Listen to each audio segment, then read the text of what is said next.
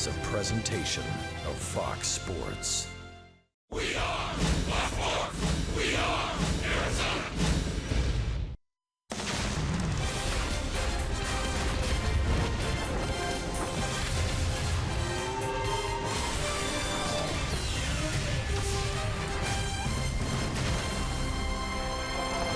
It's a Saturday night in the Valley. Great night for D-backs baseball here at Chase Field. Native American Recognition Day. 20,000 tribal print caps given away to our great fans, courtesy of Gila River Casinos. It's game 2 of the 3-game set against the Marlins as this D-backs homestand continues on Fox Sports Arizona.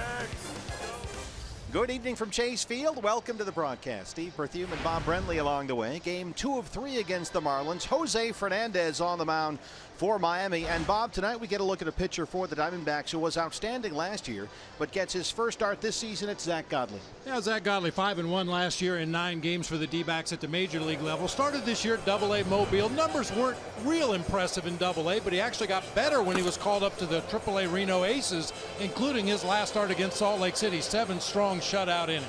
Yeah, he pitched last Saturday, so he should have about a week off here. Should be good to go. Jose Fernandez, on the other hand, for the Marlins, you won't find anyone, maybe Clayton Kershaw, who's pitching better right now. He's won 8 straight starts. Yeah, this guy is going to be in the Cy Young conversation in the National League all year long. Jose Fernandez, 110 punch-outs in 74 innings this year, but believe it or not, he's trying to pitch to more contact. This guy is a handful. So it's game 2 of the 3-game series. Zach Godley and the Diamondbacks against Jose Fernandez and the Marlins. First pitch is coming up on Fox Sports Arizona. Diamondbacks baseball on Fox Sports Arizona is brought to you by CenturyLink. Switch to CenturyLink Prism TV for an advanced TV experience. Learn more at cprismtv.com. By Jack in the Box. Taste the all-new Double Jack Burger today, only at Jack in the Box. By Oregano's. Step up to the plate for a guaranteed home run at Oregano's, your neighborhood pizza joint, location statewide.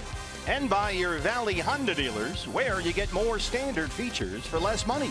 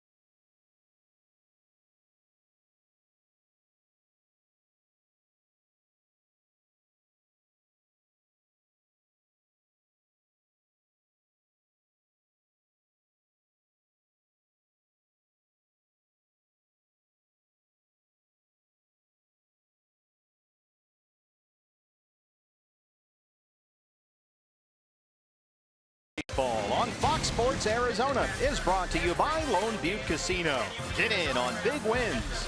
By Papa Murphy's, love at 425 degrees. By Mattress Firm, save money, sleep happy. By Crown Royal Regal Apple Flavored Whiskey, please drink responsibly. And by Gigablast, 100 times more powerful internet from Cox. Bring on tomorrow. Native American Recognition Day. We are open for business at Chase Field. Zach Godley set to take on the Miami Marlins. First pitch is coming up next right here on Fox Sports Arizona.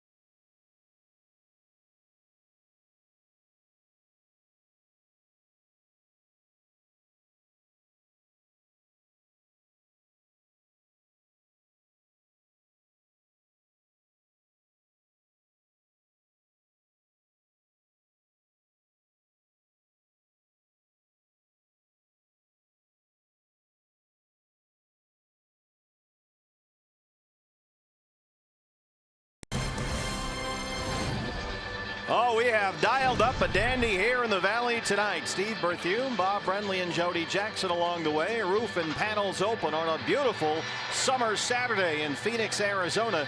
It's the Diamondbacks against Don Mattingly's Marlins. They begin tonight 3 over 500.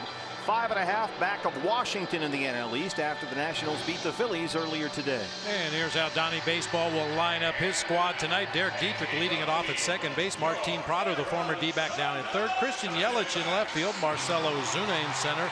Giancarlo Stanton out in right field. Justin Bour, the evil demon last night. He'll be at first base. JT Realmuto doing the catching. Adeiny Echeverria at short, and Jose Fernandez, the right-hander, on the mound. Tell us how you really feel. Yeah. Your Arizona Ford starting pitcher for the Diamondbacks. It's Zach Godley, the 26-year-old right-hander who was impressive with the D-backs last year. His first look at the big leagues this season. Bob, what does Zach Godley do well?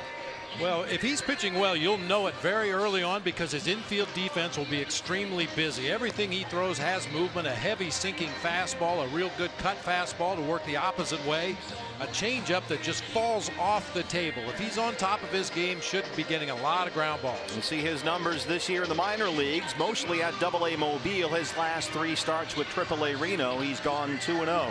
The defense around Zach Godley brought to you by Nationwide Vision Center. David Peralta out in right field tonight. Michael Bourne in center. Ricky Weeks Jr. getting the start out in left field tonight. It'll be Jake Lamb and Nick Ahmed on the left side of the infield. Gene Segura and Paul Goldschmidt on the right side. Chris Herman getting a start behind the plate today for the right-hander Zach Godley. Good crowd with us tonight. Just a beautiful night to be at the ballpark in downtown Phoenix. Roof and panels open. We are just about set to go here. Lance Barksdale is our plate umpire tonight. He'll call the balls and strikes. Diamondbacks trying to bounce back after a heartbreaking loss last night in the opener of this 3-game series. And our first look this year at Zack Godley as they try and fill in some of the loose ends in this D-backs rotation. Shelby Miller pitched at Visalia on Thursday, so a spot start for Godley. We'll see how he does here. Yeah, adversity creates opportunity, and for Zack Godley, an opportunity here. Maybe just one start, maybe more. We'll see how it goes after tonight, but he showed well at the major league level last year. Sure did. Derek Dietrich playing second base tonight, leads it off for Don Mattingly's ball club. 293 and 3 home runs. And the Diamondbacks immediately put the shift on. Jake Lamb right in front of second base umpire Will Little. Ball one from Zack Godley. Dietrich has swung the bat very well. Last month he hit over .330 in May. Pace has slowed a bit as of late.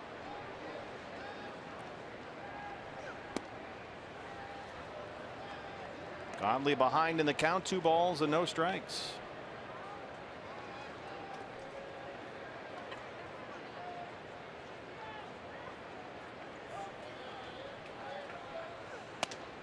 As Bob mentioned in our open, Godley's last start with AAA Reno was Sunday. Worked 7 scoreless against Salt Lake City. Gave up only 3 hits. He's behind on Dietrich 3-0.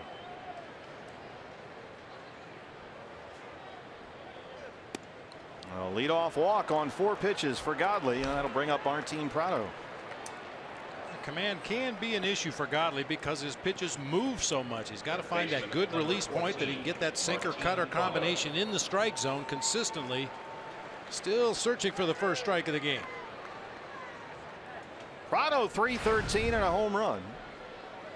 He's hit safely in 4 straight games. He singled and walked last night. Jake Lamb now moves over, back even with a third base bag. Goalie holding Dietrich on the bag at first.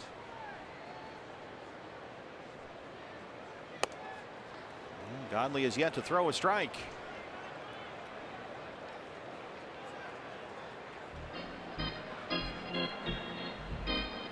Boy, Zack last year was terrific as a starter. 4-1, 3.03 ERA. He also, near the tail end of what was a long season for him, made a handful of relief appearances at the big league level. After he started off last season in A-ball at Visalia. He had quite a ride last year. 1-0 to PRADO. Still looking for strike one.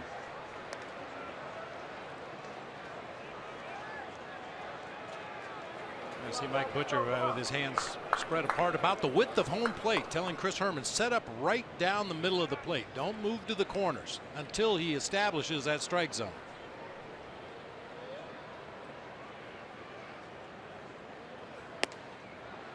(3-0). 7 pitches for Godley, all balls. Well, and when you're struggling, you don't get the borderline calls. That sinker at the bottom of the zone right there could have very easily been called a strike.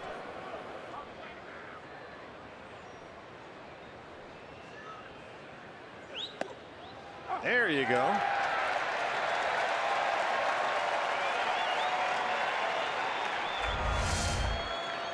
It's a courtesy 3-0 call right there. Sinker off the plate inside. Martin PRADO tried to sell it with that body language there, jumping out of the way. Good time to get that courtesy call. He needed it. 3-1 to PRADO. Dietrich at first. Base hit. Knocks it into right center. Dietrich on the run. Will hit for third. And around the corners with nobody out for Christian Yelich.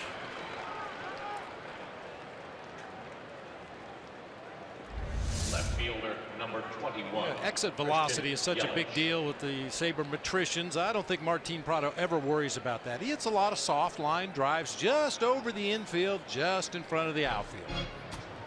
Well, we were in the first week of May, and PRADO was leading the major leagues in hitting down there now with his former teammate Paul Goldschmidt. Angel Hernandez, our first base umpire tonight. So Godley in immediate trouble. First and third, nobody out. The red hot Christian Yelich, one of the best young players in the league. 2 guys on and working your way through the middle of this Marlins lineup. Right now you go into damage control mode. If you can get out of this inning giving up only that runner at third base, you'd have to say it was a successful first inning. Godley almost threw that one to the backstop, and again he's behind in the count, 1-0.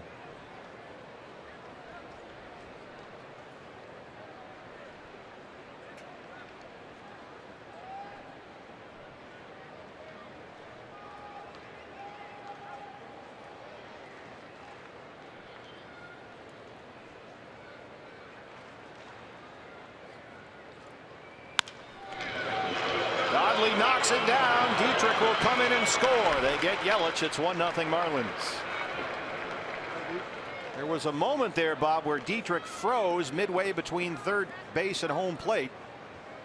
Godley didn't look him back. Yeah, I think if Godley had taken a peek, they might have been able to cut that run off at home plate. The comebacker there, you saw Dietrich with that stutter step. But Godley takes the sure out over there at first base, allowing that one run to score. Now you'll deal with Marcell Ozuna. 326 and 11 home runs, having an all-star caliber year.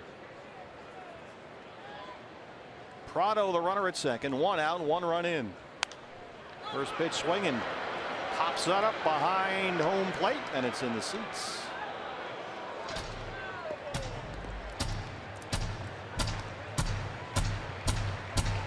Ozuna had a pair of hits and RBIs last night, also struck out twice. He has had multiple hits and multiple RBIs in his last 3 games, and very productive lately.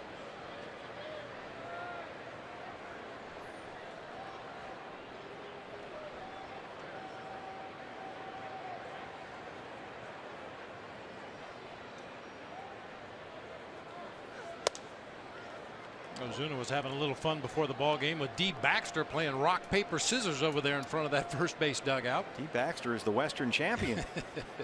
He lit up Chris Archer the other night.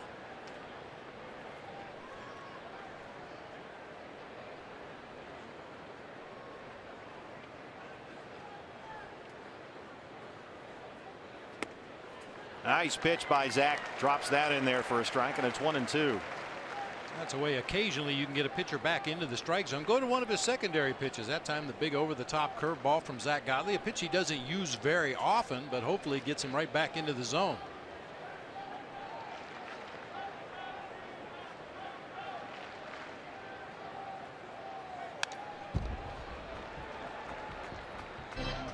Ozuna, a red-hot hitter right now. 9 hits in his last 20 at-bats. With 7 RBIs. Since May 7th, he's been among the best hitters in baseball.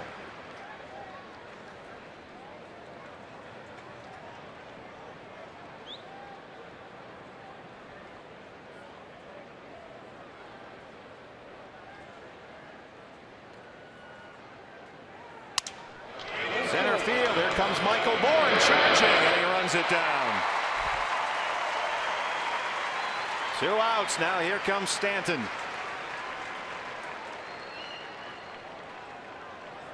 Right fielder number 27. Giancarlo Stanton on the interstate right now. 198 with 12 homers, mired in what is the worst slump of his career. Although, as Bob mentioned, his double in the 7th inning last night did set the tone for one of the most disappointing innings of this D-back season when things unraveled.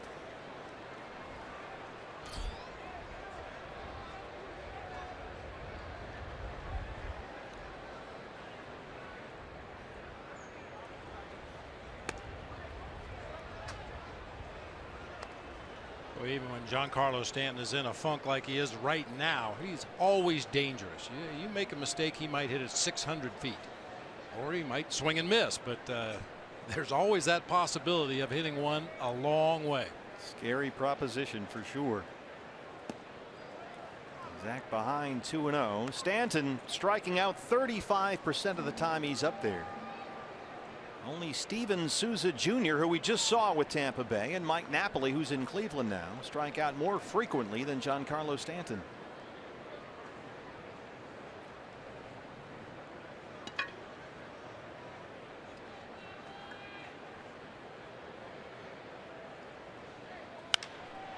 High fly ball, center field, Bourne, and Zach Godley is going to get out of that mess with only 1 run. Nicely done. Diamondbacks coming up against Jose Fernandez.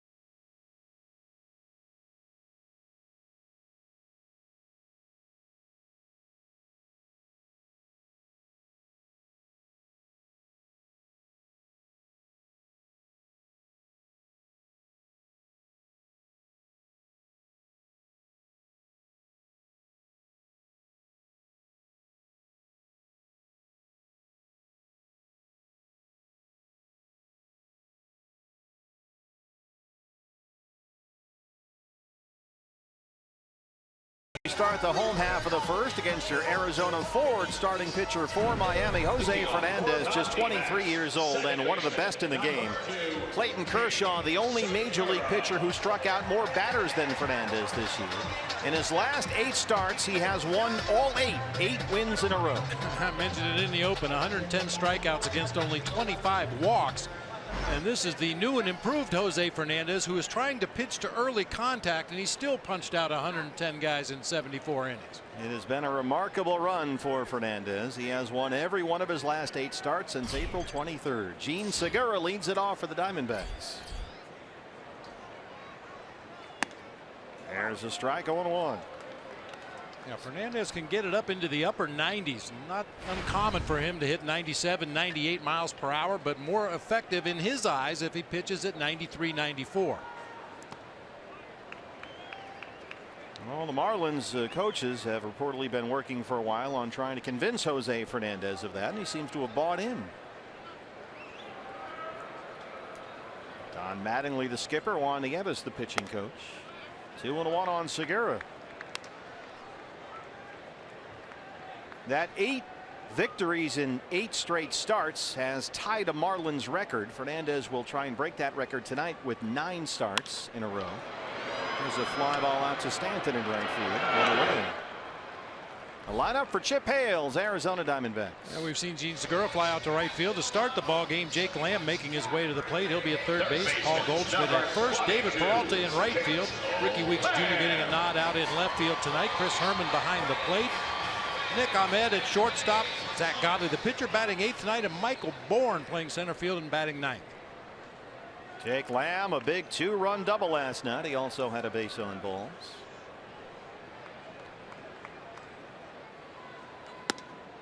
Ball 1. Lamb 262. He's got 11 home runs.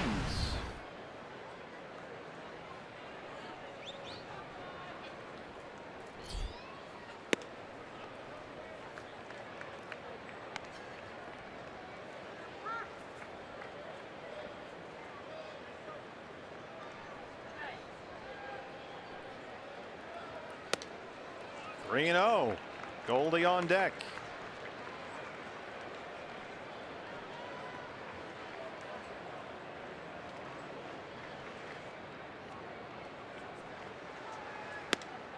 There's a strike. 3-1. Fernandez has not allowed a run in either of his 2 previous outings. 7 scoreless against Pittsburgh, gave up only 3 hits. On Sunday, 7 scoreless against the Mets. He struck out 14. Here's the foul ball. Time now, Bob, for your Valley Honda dealers. Key to the game. Well, like a lot of good pitchers, if you're going to get to Jose Fernandez, you better do it early. Opponent's batting average in the first inning against Fernandez at .302, far and away the highest of any inning. And 5 of the 19 runs he surrendered this year have come in the first. Called strike 3. 97 mile an hour fastball. Gets Lamb. First baseman, number 44, Paul Goldschmidt. And Barksdale, the plate umpire. Here's Goldie. Paul Goldschmidt, 279 and 11 home runs. That's the highest Goldie's batting average has been since April 10th. First pitch is in the seats and out of play.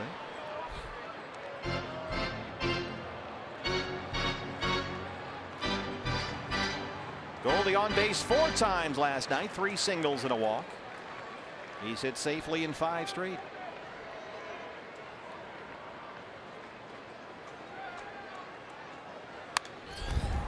Oh, 0-2.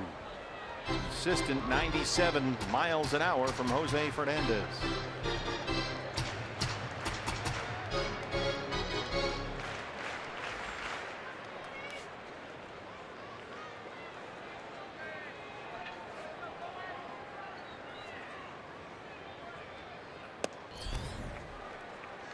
This is at 98, a ball and 2 strikes. Fernandez has said the biggest difference for him this year, the simple idea that he's pitching more and worrying only about 1 pitch at a time, not trying to prove to everybody that he's healthy coming off Tommy John. He looks healthy there, strikes out Lamb and Goldie. Through 1, it's 1-0 Miami.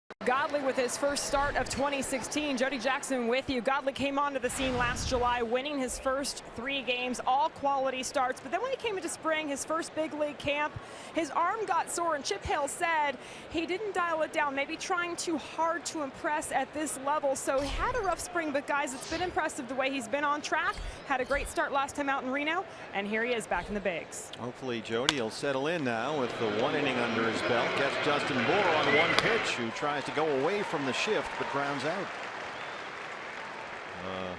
Much needed quick out number 1 for Zach. Absolutely. I mentioned damage control in that first inning. He was able to tap dance around those that walk and then the base hit by PRADO, allowing only the 1 run to score, and he might have been able to cut that one off at home plate had he thought quickly enough. Not leading off tonight, as we saw him in Miami, the catcher JT Realmuto. Don't try and hide your disappointment. I am disappointed. I'd like to see those catchers at the top of the order. He's having a nice season, 306 with 2 homers.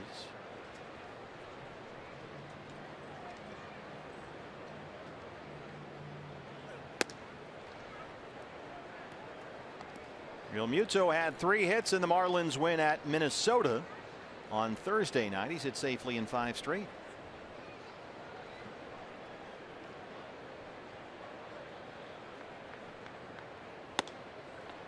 Zach having problems throwing strikes again, behind 2-0.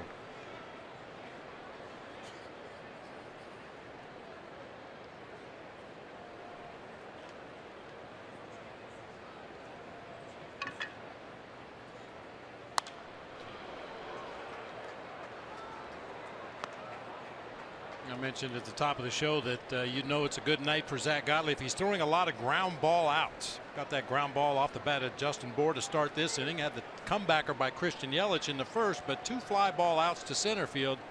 Not necessarily his MO when he's pitching well. Hit that heavy sink work, and there's a strike, and it's 2-2.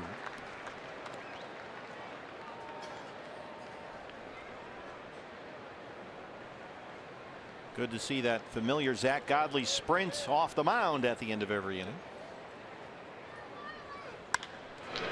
Off the mound, Segura backs up from the grass. A nice play there by Gene Segura. That took a funny kick off that mound, and Segura was right there.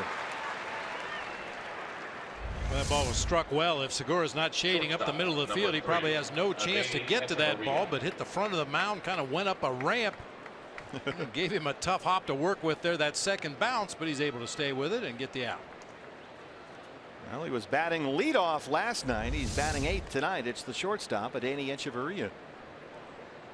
247 and 3 home runs. He singled and walked last night.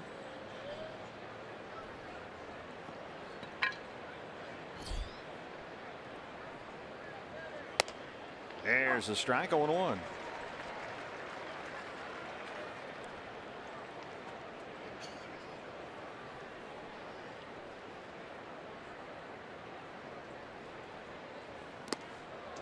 Godley ahead, no balls and 2 strikes.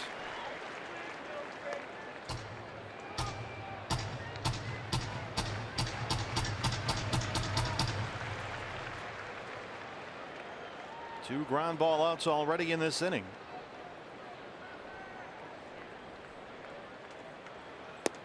Missed away, 1-2. Hechavarria, 40% of everything he hits is the other way. He's a little bit of what you might call a slap hitter, a handsy swing up there. He'll more often than not try to take you to right and right center. Does exactly that. Peralta's there, coming in. And Zach Godley has retired 6 in a row. A 1-2-3 second as he sprints off the mound.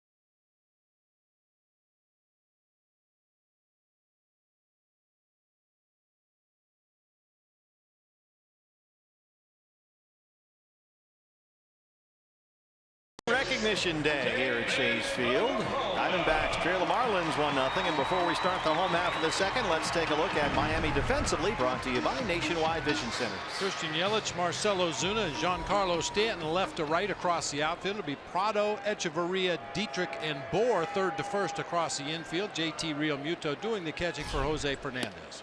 Strike one to David Peralta. 263 and 4 home runs. One of those home runs off Jose Fernandez at Marlins Park last month.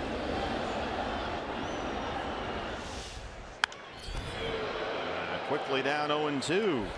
Peralta struck out as a pinch hitter last night. 3 hits in 10 at bats since his return from the DL, including a home run.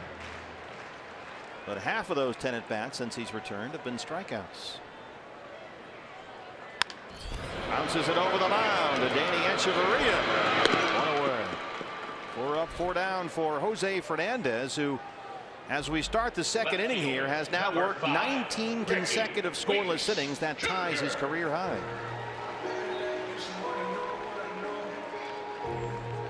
Rickie Weeks Jr. Rickie getting the start in left field tonight. 246. He's homered 3 times.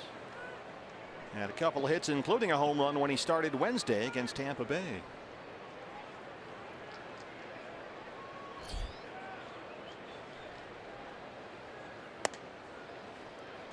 This is upstairs at 94, and it's 1-0. So far, a lot of gas from Fernandez. Only 1 breaking ball. Second pitch to Gene Segura to start the ball game. Everything else has been a fastball from 94 up to 98.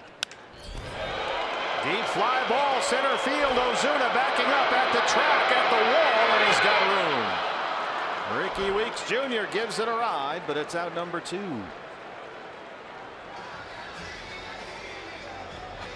Catcher, number 10, Rickie Weeks Jr. takes a nice pass at this middle of the plate fastball right there. Might have gotten in just a little bit down toward the trademark. Didn't carry quite as much as it looked like it was going to. Are you kidding me? You can read Fernandez's lips with that little swing. Well, that's one thing, Bob. When the guy throws 97, 98 all the time, he'll provide a lot of the power, won't he? Yeah, just get the barrel on it, which is easier said than done. But yeah, we talked about guys. Chris Herman shoots it the other way. Yelich has room. That's a 6-pitch 1-2-3 inning for Jose Fernandez, who leads it 1-0.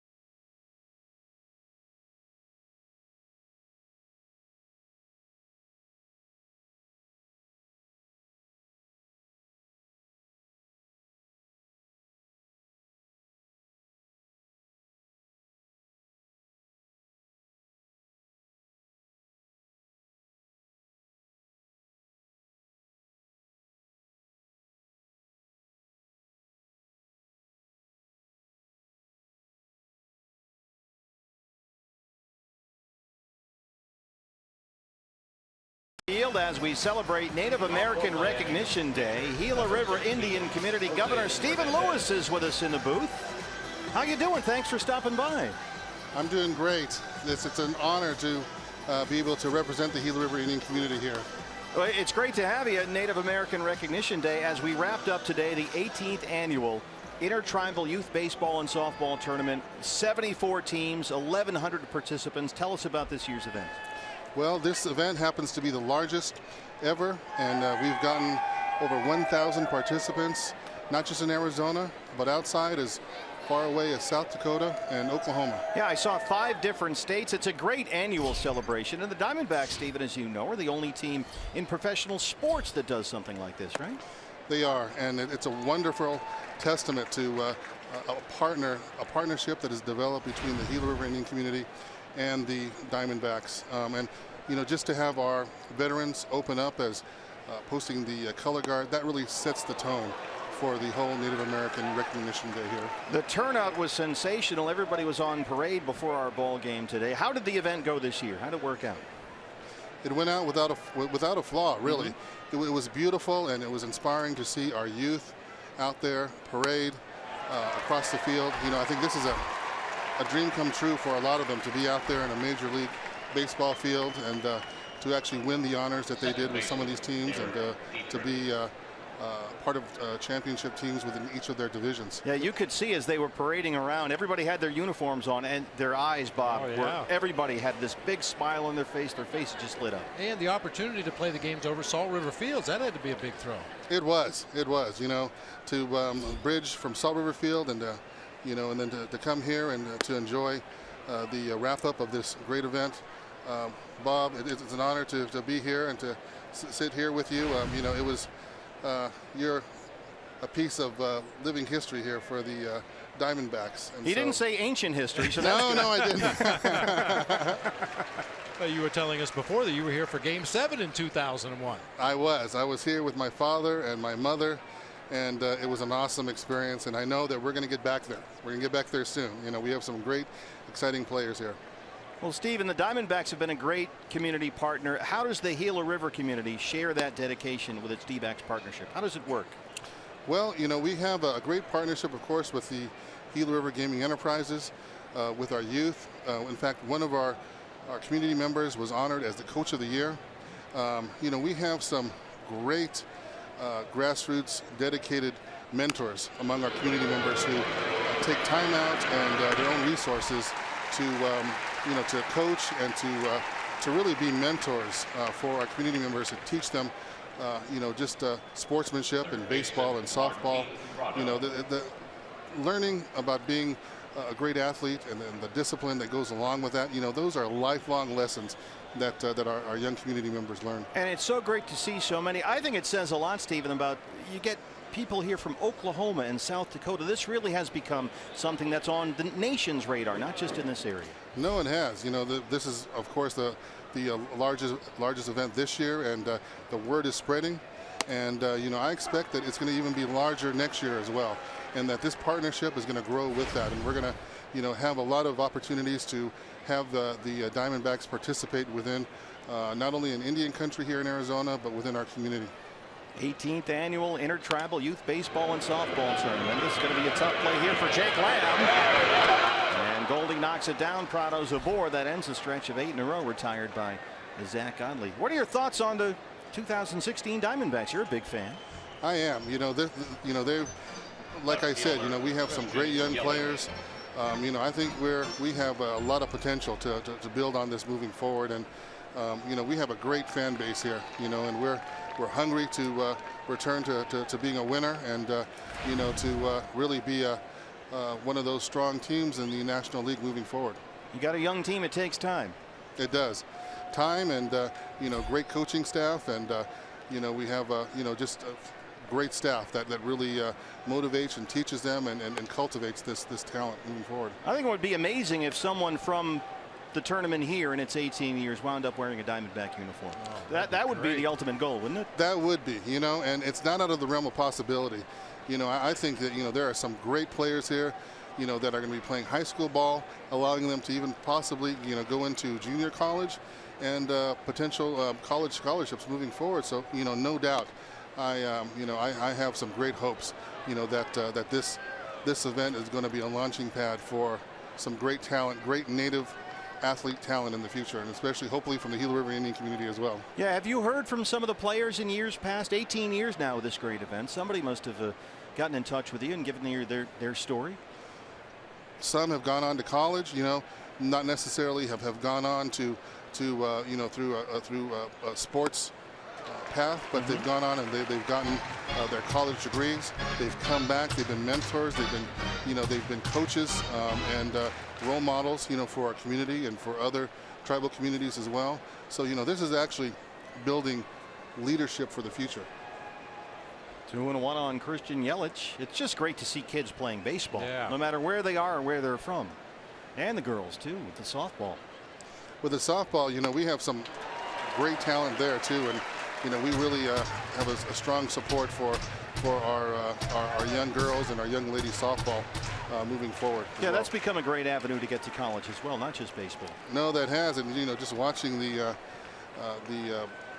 women's collegiate softball tournament, you know, just some awesome players and some awesome play there. Yeah, that's become a big deal. Well, Godley's gone full on Yelich, 3-2.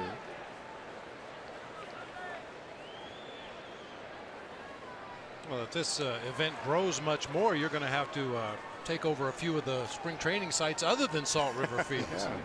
That would be great. Yeah, exactly. You know, we have a lot of spring training facilities here, and that would be a testament to show just exactly how we're growing. Do you guys get any foul balls that come up here, come through here? Once in a while. That's why you're here. We're counting on you. I forgot to bring my glove, so. They come back up here. Bob usually throws himself in front of the equipment just to protect us. Save the computers. That's what I was told. This is a beautiful night, though. You know, with it's wonderful to have the roof open. The roof open. Yes. This is such a beautiful ballpark when you can open everything up, and it's a gorgeous night here. Very comfortable. Well, 2 on and 2 out. Godley had been rolling. He'd retired 8 straight, but with 2 outs, a single by PRADO, a walk to Yelich. Brings up Marcell OZUNA, who flied out his first time up.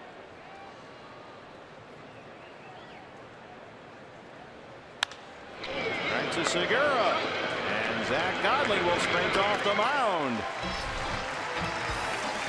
Gila River Indian Community Governor Stephen Lewis. Stephen, thank you so much, and congratulations on another great event. Thank you so much, and it's an honor to be here.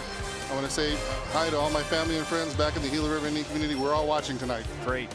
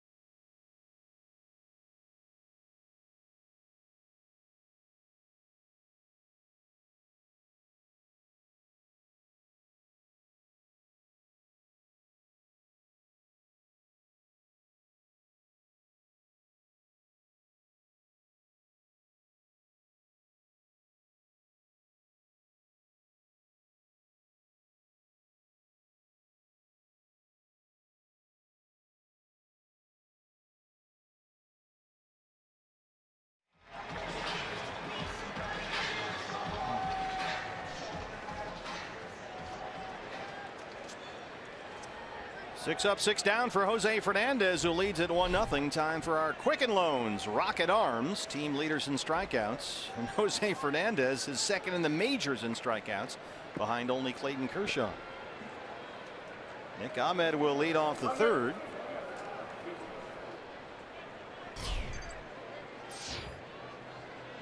Nick batting 7th tonight. The pitcher Zach Godley batting 8th. He's on deck.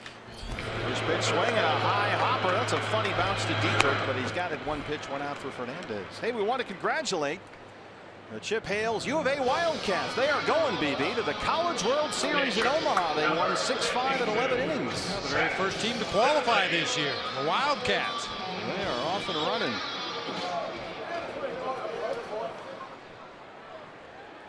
Here's Zach Godley. Boy, Bob, Godley has really done a good job settling down after that shaky start to the ball game. Tired 8 straight at one point. Stranded 2 in the top half of this inning. Now, occasionally we forget that these guys are human beings, and I'm sure Zach Godley's heart was racing out there on the mound in that first inning as he was struggling to find the strike zone. But he broken a good lather out there, has a good sweat going. He realizes this is just baseball.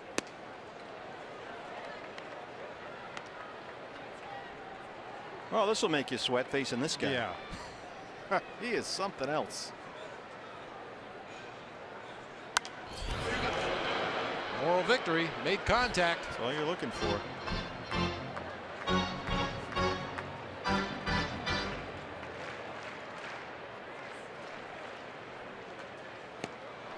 He strikes him out. Third strikeout for Jose Fernandez. Fernandez got the win when he faced the Diamondbacks in Miami. That was back on May the 4th. But he went just 5 innings. 3 runs, 6 hits, had 7 strikeouts. And as we showed you, David Peralta hit a home run off him in the 5th. Yeah, just 1 pitch shy of 100 in those 5 innings. That's what we've been talking about throughout the early part of this ball game. He's trying to be a little more efficient. Michael Bourne. PRADO will come in from third. There's a strike, 0-1. Michael 246. He's got 8 RBIs. 0 for 4 in his start last night.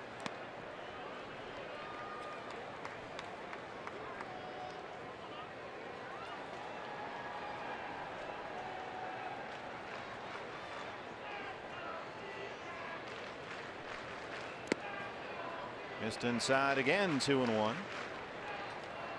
Chip Hale was saying facing Jose Fernandez with his power fastball, upper 90s, big breaking ball. It's like facing a closer from the first inning on. He's got closer type stuff.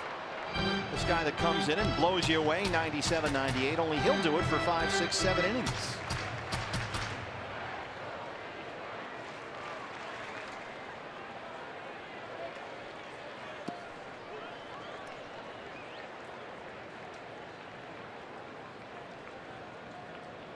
Good at bat here by Michael Bourne. He's worth the count full 3-2.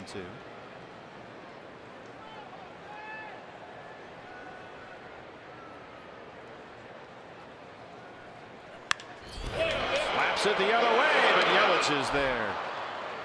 9 up, 9 down for Jose Fernandez. Diamondbacks trailing 1-0.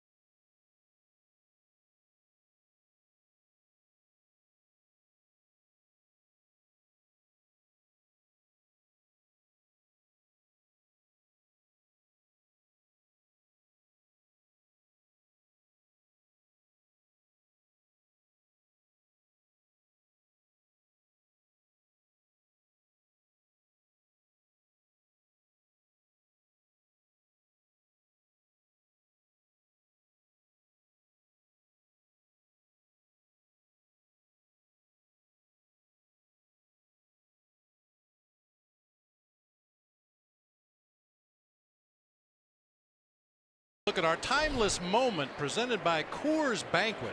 We go back to 1995 for this timeless moment. Skinny starting pitcher for the Yankees named Mariano Rivera gave up 5 runs in 2 1/3 and was sent back to the minor leagues along with a skinny shortstop named Derek Jeter. Whatever became of those guys? I don't know. Stanton, first pitch swing and rolls it up the middle. Segura. Another ground ball out for Godley. Good start to the 4th. It just goes to show you, it's not always a smooth path to stardom. But they figured it out rather quickly. I'll say. Justin Bour. Boy, Godley last few innings has really had that ground ball working. I got him with 5 ground ball outs from the 2nd through the 1st out here in the 4th. And Bour grounded out his first time up.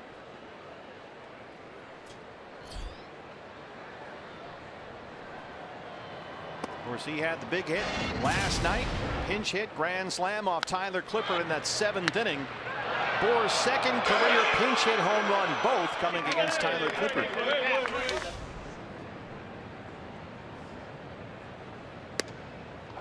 As things got out of hand in a hurry in that Marlins 7th last night. Yeah, Justin Bour has been one of those guys throughout his career that's a pretty good off-speed hitter if you leave it up over the plate like Tyler Clippard did last night. He has the ability to kind of extend his swing. You see that big hitch with his hands right there.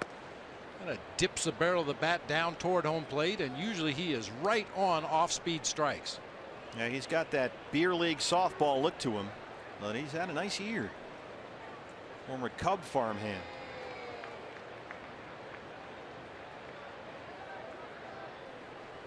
Rule 5 pick by the Marlins from the Chicago system. 2-2 now. And Justin Bour was grateful for that because he was going to be trapped behind Anthony Rizzo for the foreseeable future.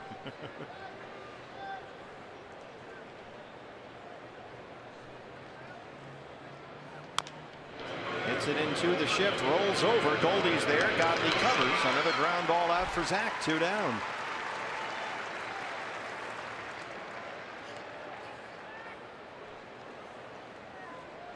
Well, he's done a nice job settling in here. He had to feel panicked in that 1st inning when he just could not throw a single strike, but he has looked like the Zach Godley that we saw last year since.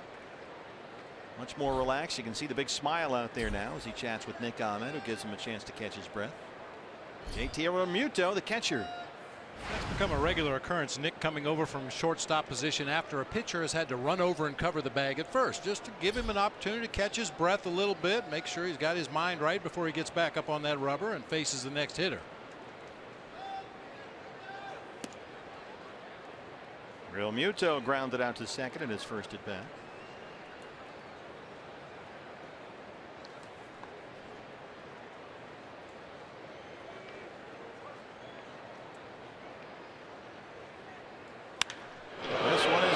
Deep to left field and gone.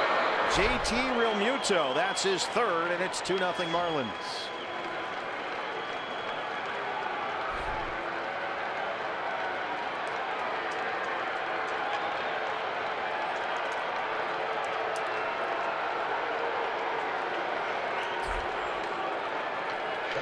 There's a few scattered Marlins fans in the crowd here that are applauding JT Realmuto. Just got a center cut fastball that time at 89 miles an hour. Very little movement other than off the bat and into the bleachers. 104 miles an hour according to StatCast off the bat of JT Realmuto. He's now hit safely in 6 straight. Here's Adeiny Hechavarria. Breaking ball in there for a strike. 0-1.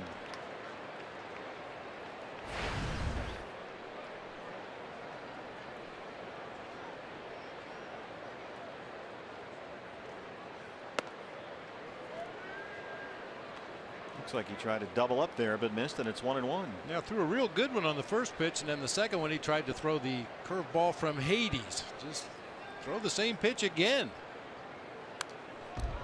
Hechavarria does him a favor chasing a pitch up out of the zone that time. That's a common thing for a young pitcher. You throw a nice curveball up there and get a called strike, and tell yourself, boy, that was easy. Watch me snap this one off. Big snapdragon hook that misses everything. 1 ball and 2 strikes on Adeiny Hechavarria. Missed away, 2-2. Much better location, though. You're likely to get some swings and misses, especially with 2 strikes when you drop that curveball on the outside corner like he did right there. Center field, little backup. Michael Bourne at the track, shot on the wall, and he runs it down. But Real Muto hits his 3rd. Marlins add a run. They lead it 2-0.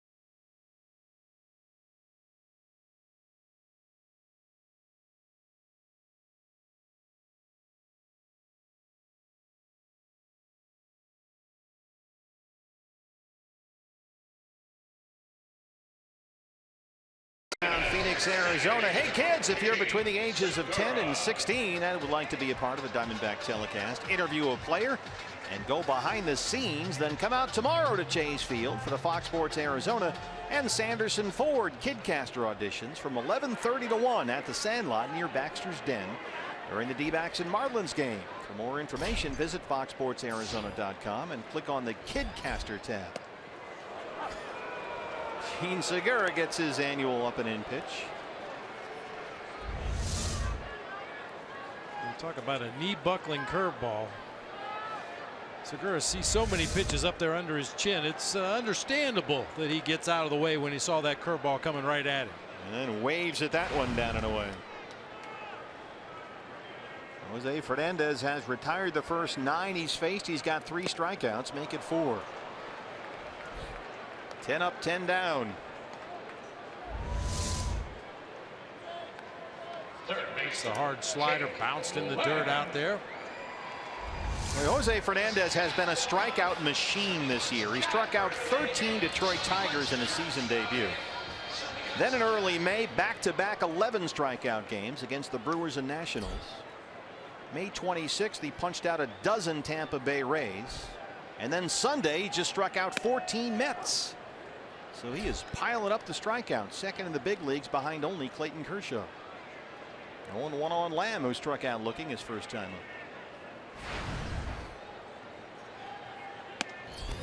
up. 0-2.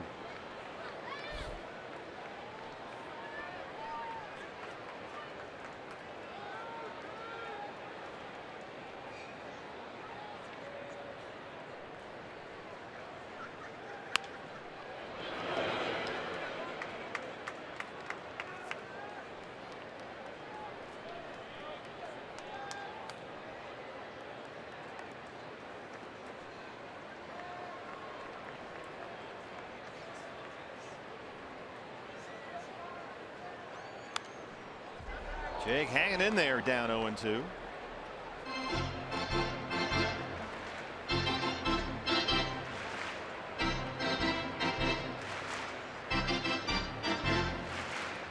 That plate discipline we saw from Jake early in the year. His back slid a little bit lately.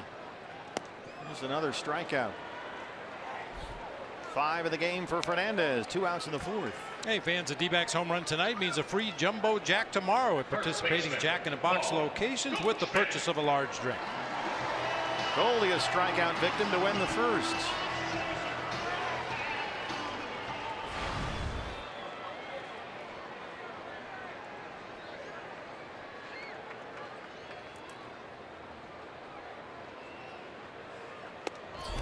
Up and in at 96. 1-0.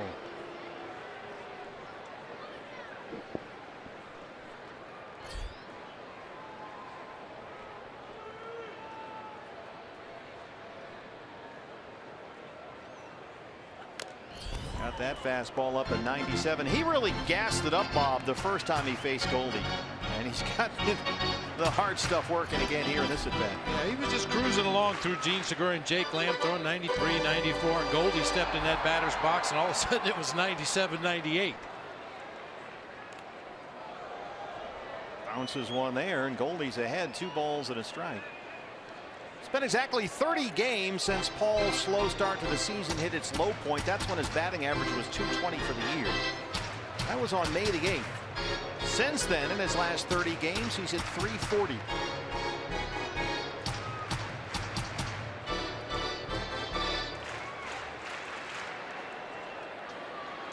Two balls and 1 strike.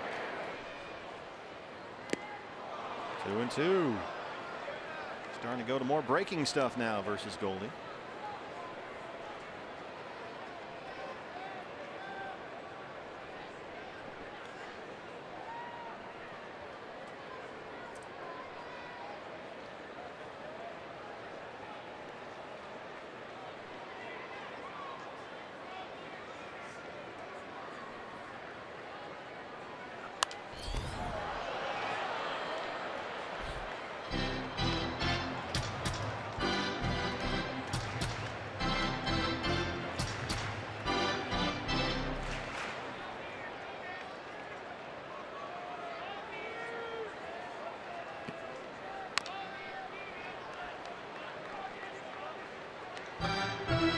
Started this game, and I mentioned throwing a lot of fastballs, only 1 breaking ball in the 1st inning, but he has really switched it up here in this inning. Only 5 fastballs, 9 breaking balls. Second time through the order after he set down the first 9 in a row.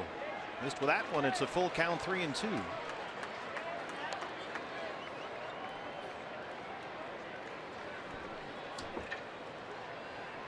It's got to be tough when you've always got to stand by and be ready for that 97, 98. Lines it right to Prado. 4 perfect innings for Jose Fernandez. He's got a 2-0 lead.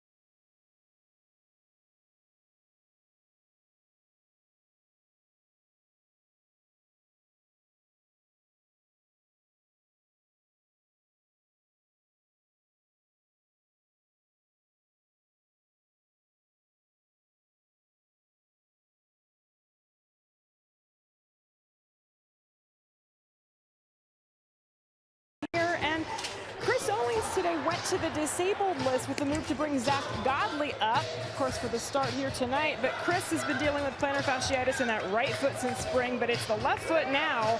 It was something that reared its ugly head in Chicago. He hasn't played since. It's retroactive to June 6th, so it's possible he could be back sooner rather than later. But still, guys, a big day in the Owens household as Connor Owens, the Big South Player of the Year, was drafted in the 34th round by the Arizona Diamondbacks. And guys, they are playing LSU right now, Coastal Carolina.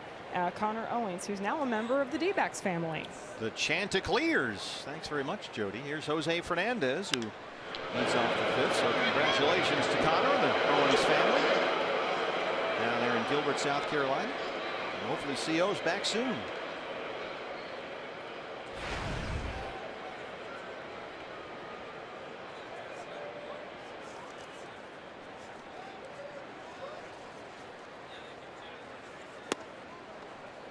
One and one to Fernandez, who leads off the Marlins fifth. Zach Godley so far has given up 2 runs on 3 hits. He's walked 2, 1 strikeout. Christian Yelich, an RBI ground ball in the first. JT Realmuto, a solo homer in the fourth, the only Marlins runs.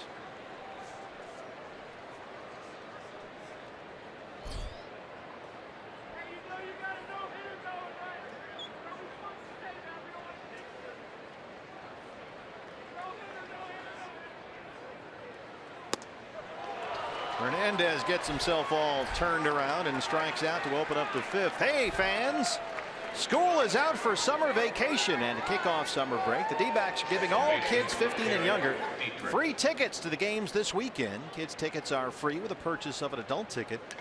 So we'll see you at the ballpark here tomorrow. Robbie Ray and Adam Conley. You can get your tickets at dbacks.com/kids or call 602-514-8400. And we'll see you here tomorrow. The purchase of 1 adult ticket gets you 2 free kids tickets for the games all week long. That deal wraps up tomorrow. So bring the kids down to the ballpark. Absolutely.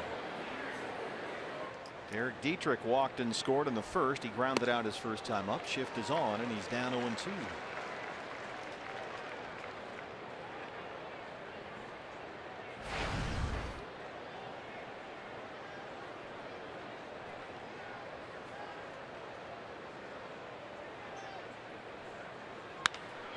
Lifts that in the air to Michael Bourne in center field.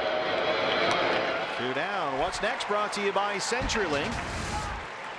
We'll wrap up this series with the Marlins tomorrow. A 1:10 first pitch. Diamondback Live pregame show 12:30 on Fox Sports Arizona. Robbie Ray and Adam Conley. Bob, we were both impressed when we saw Conley last month in Miami. Yeah, Conley reminds you a little bit of Chris Sale from the Chicago White Sox, or even going back a little further, Randy Johnson. Real low 3/4 arm angle, kind of a slinging action up there.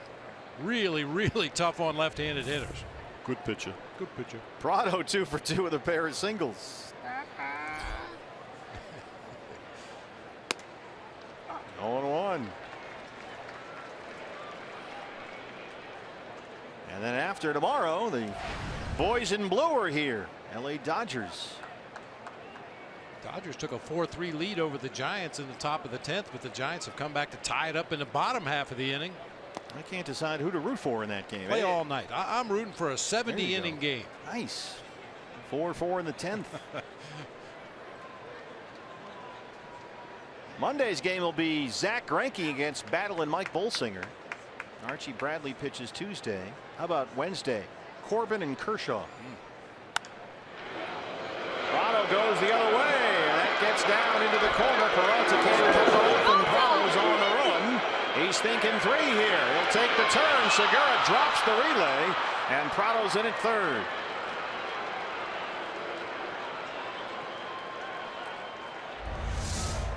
A couple of misplays here. Well, number one, a bad pitch, a hanging breaking ball, and Martin PRADO lashes it down into that right field corner where David Peralta took a real shallow line after that ball, ends up chasing it all the way back to the fence. And then Gene Segura, the cutoff man, had a chance at PRADO at third base, but just mishandled the relay. PRADO in on his belly with a triple.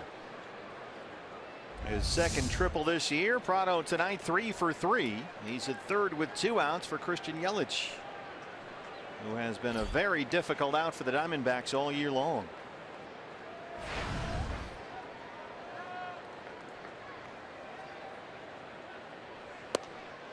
In 5 games against the D-backs this year, counting tonight, Christian Yelich has a double, a triple, 2 home runs, and 8 RBIs.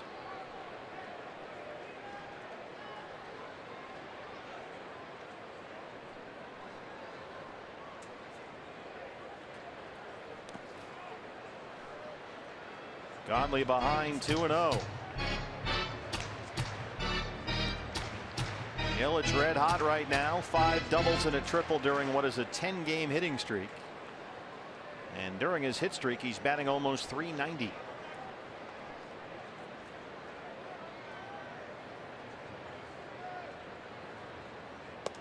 That one got away from Godley. And he's behind 3-0. Marcell Ozuna on deck. Partner, do you watch Saturday Night Live? It depends on who's on. Yeah. What do you got? We got a regular cast member by the name of Pete Davidson. Christian Yelich reminds me of him so much. Well,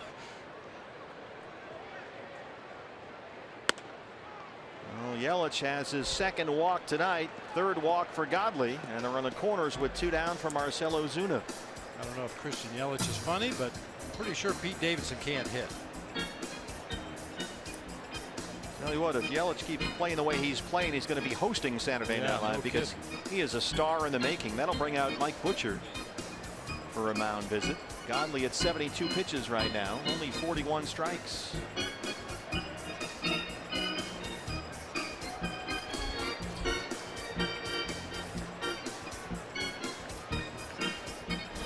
Zach has hit the occasional bump in the road. One was a big one as soon as he got out of the gate, a walk and a single. And 3 batters in, it was 1-0. But since then, for the most part, he settled down. A bad pitch to Real Muto, a bad pitch to Prado. Other than that, he's done a really nice job. But he's got a big out to get right here with Prado at 3rd. And Yelich, who runs very well at 1st. Ozuna 0 for 2.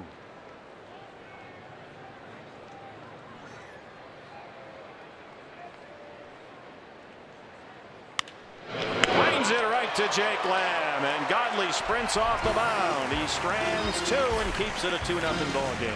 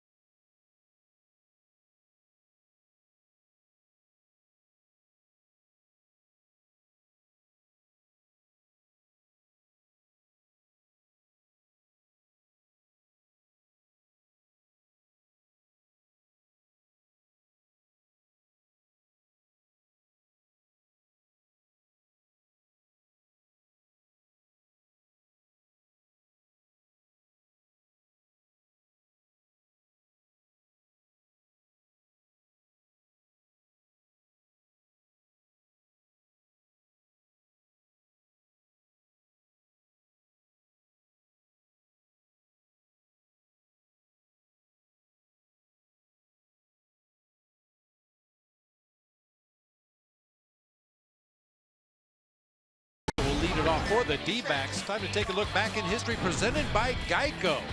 Our legacy moment on this date in 1990, Nolan Ryan, at the ripe age of 43, throws his 6th no-hitter. The only player to ever throw a no-hitter in 3 different decades and to accomplish that feat for 3 different teams. Well, Jose Fernandez is working on a perfect game. 12 up, 12 down so far through 4 innings. He's got 5 strikeouts as Peralta leads off the 5th. Fernandez has won every one of his last 8 starts, 8-0. And his ERA in those last 8 starts is 1.38. And tonight he's going for a Marlins record 9 straight starts with a victory. Right now he shares the franchise mark with Chris Hammond, who won 8 straight back in 1993. Couldn't be more different in style. A bouncer over the mound. Echeverria charges. 1 away in the 5th. Chris Hammond was a guy that lived with the straight changeup. He would only throw his fastball to show it to opposing hitters somewhere they couldn't get a bat on it, and then just abuse them with straight changeups. This guy is all heat. He's hit 98 tonight. Retired the first 13 he's faced. Rickie Weeks Jr. now. He has really started to incorporate more breaking balls, as we mentioned in that 4th inning. He threw 1 curveball in the 1st, did not throw 1 in the 2nd inning because he only needed 6 fastballs to get out of the 2nd. 4 more curveballs in the 3rd, 11 in the 4th. Rickie Weeks hit maybe the hardest ball a Diamondback has hit tonight. He took Marcell OZUNA right up against the wall in straightaway center. Flied out in his first at bat.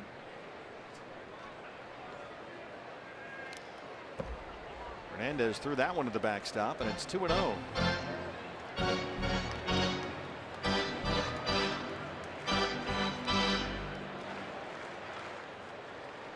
This guy has been a strikeout machine in his last 6 games. His ERA is 0.66. Slider in there for a strike, 2-1. He returned mid-season last year from Tommy John surgery. He had, all things considered, a fairly speedy recovery from Tommy John. He was out 13 months and about 2 weeks. That one's in there for a strike, 2-2. He was injured in May of 2014, had his surgery May 16th, came back last July, then missed a month late in the season with a bicep strain, but looked good as new last year, and he's looked tremendous this season. Rickie Weeks loses the handle. 6 strikeouts for Fernandez, 2 outs in the 5th. This ball running up and in. Rickie Weeks lost the bottom hand of the bat. Wraps it all the way around his neck and ends up going back out toward the mound that time. Don't see that very often. Hope he's okay. Shaking that right wrist. Ken Crenshaw checking him out, the Diamondbacks head athletic trainer. Here's Chris Herman. 97 in there for strike 1. Herman flied out his first time up.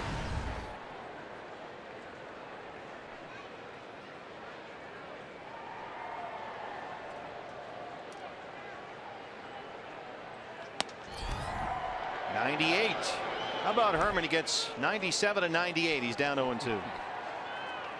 Yeah, and Rickie Weeks got 4 curveballs and then a 97-mile-an-hour heater up and in. Slaps that one foul. Well, Don Mattingly has said you're looking at a guy that is using his whole mix of pitches. He's not just going out there and trying to throw the ball through the wall with every pitch. He's pitching like a pitcher, and he's got 5 perfect innings with 7 strikeouts and a 2-0 lead.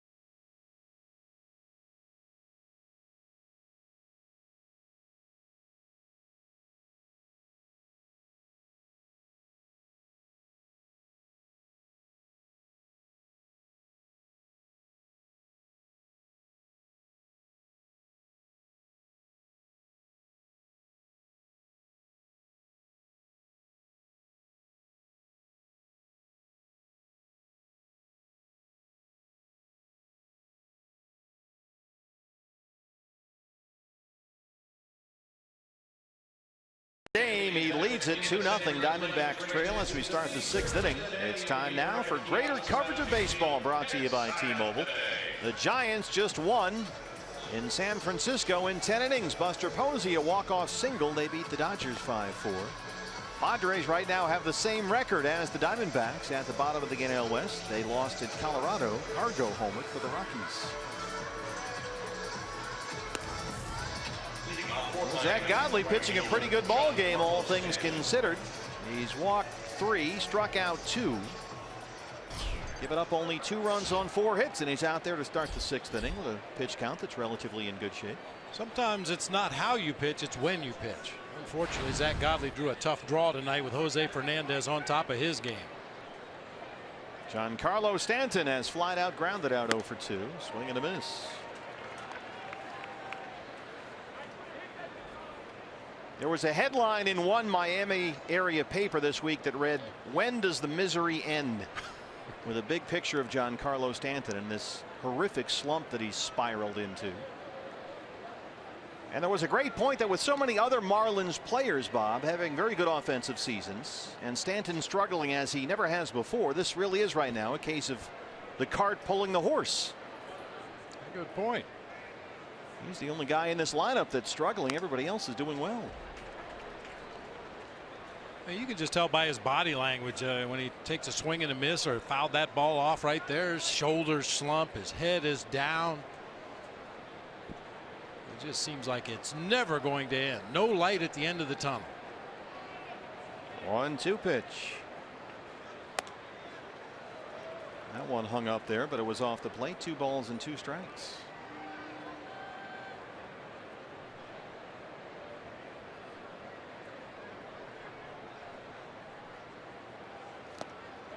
Good sink on that pitch, and Godley has his 3rd strikeout. That dropped right off the table. Hey, Arizona Diamondbacks fans, fill out your 2016 Esurance MLB All-Star Game ballot now at dbacks.com on your computer, tablet, or smartphone. You can vote up to 35 times, so vote today, vote tomorrow at dbacks.com/vote.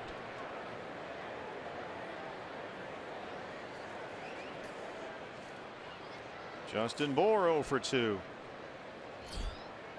Boy, Stanton, not to belabor the point, but the numbers are startling. In his last 95 at bats, Giancarlo Stanton has struck out 46 times. Wow.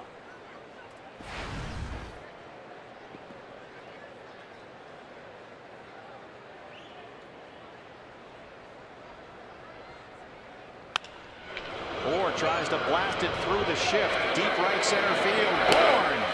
Boy, he can still cover a lot of ground out there.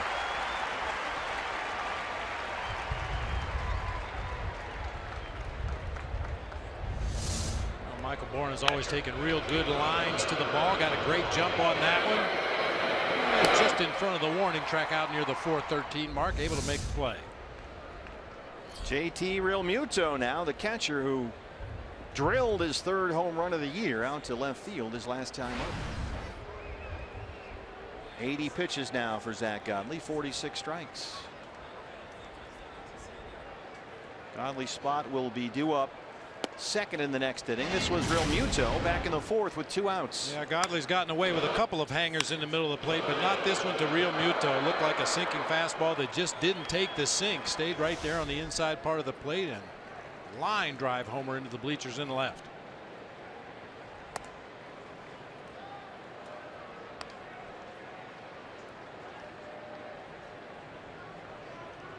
So do you have an impression, BB, about what you've seen from Zach Godley tonight?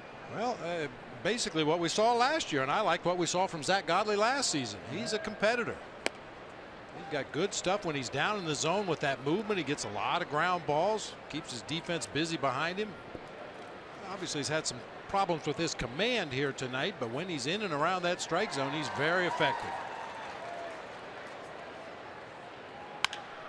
Rio is bounced. Look at this. Jake Lamb, the backhand, spins and throws. And Realmuto just did beat it out, says Angel Hernandez down there at first. What a play by Jake Lamb. Glenn Sherlock on the phone with Alan Campbell, the video coordinator. Let's have a look. It's still a Chaz Roberts air conditioning and plumbing cool play of the game. The spinning backhander from Jake Lamb. Oh, Angel. Not a surprise. Angel missed that one. And the headsets are coming on. The Diamondbacks will challenge. So Ted Barrett, the crew chief, comes in from third. There he is. And Angel Hernandez from first. And it appears that Angel missed the call. Ladies and gentlemen, the previous play is under official video replay review. The call on the field is that the runner is safe at first base. Back of the glove. The manager challenged by the Arizona Diamondbacks. Very close in his defense. But out. Close but out.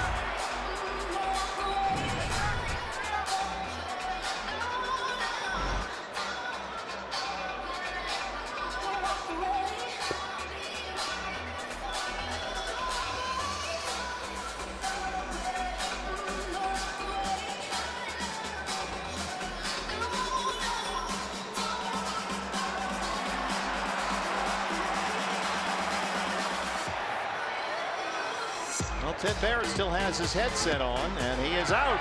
Diamondbacks win the challenge. They get the out and end the inning. Bottom six coming up. They trail the Marlins 2-0.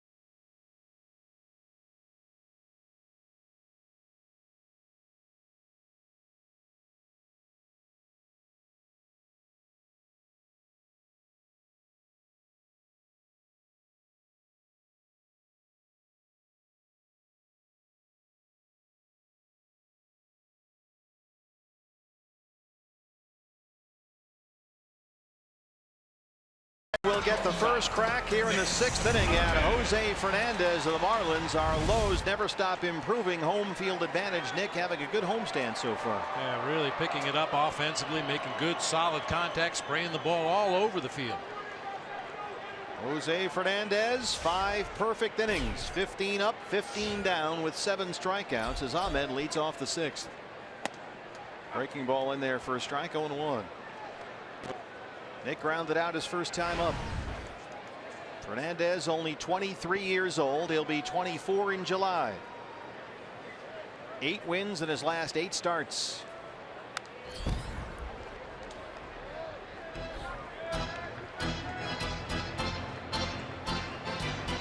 Did you have a tradition, a superstition in the dugout when the other guy was throwing a no-hitter or a perfect game? Did you do something to try and change the mojo? We used to alert him that he had a no-hitter going. Hey, you. Hey, you.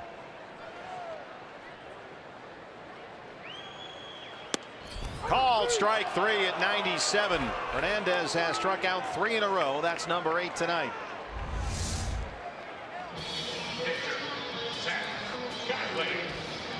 Tough pitch to hit right there. He struck out 2 in the 4th, 2 in the 5th. And now he opens up the 6th with a strikeout, and the pitcher Zach Godley will take the at bat. Batting 8th tonight. There's ball 1. No one throwing in the Diamondback bullpen. Well, partner, we get a lot of our background information on the visiting teams from the broadcasters. Sure. And Preston Wilson, the fine color analyst for the Marlins television, came over for the ball game today and pointed out to us that he's from the same hometown as Zach Godley. Bamberg, South Carolina. Yeah, Earhart High School in Bamberg, South Carolina. Said there's one stoplight and then a yellow flashing caution light as you leave town. 92-93 when you need it. There he is, working with the great Rich Walsh on Marlins TV. Back up, ball, he bobbles the ball. Fernandez is there. They recover to get the out. Justin Bour kind of tackled that one, but Fernandez hustled over to the bag. Off his glove, off his chest, falls down to the ground, but Fernandez busted over there. Easily beats Godley to the bag at first. You don't want to make a play like that when the pitcher's out there with a perfect game. So Bour is off the hook. Michael Bourne. And a 3-2 pitch back in the third, but lined out to Yelich in left. Ball one. PRADO went a step on the grass at third. You mentioned the ball that Ricky Weeks hit straight away center. Probably the second hardest hit ball was that one off the bat of Michael Bourne to left field. Looked like it might drop in there. This one is hammered way back and gone.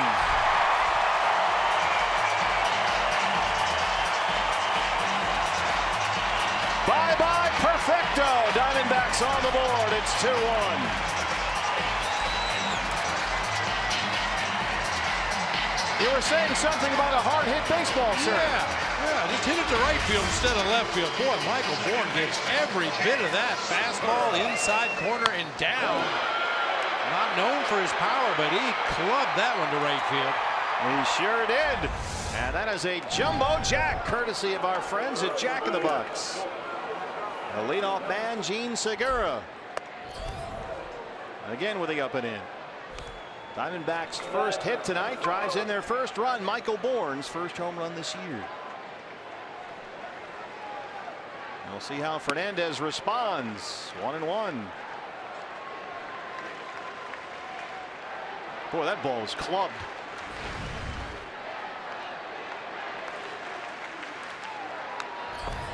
'97. Michael Bourne, what a veteran presence he's been for this Diamondback ball club, and a terrific pickup by GM Dave Stewart. He's really filled a nice niche here.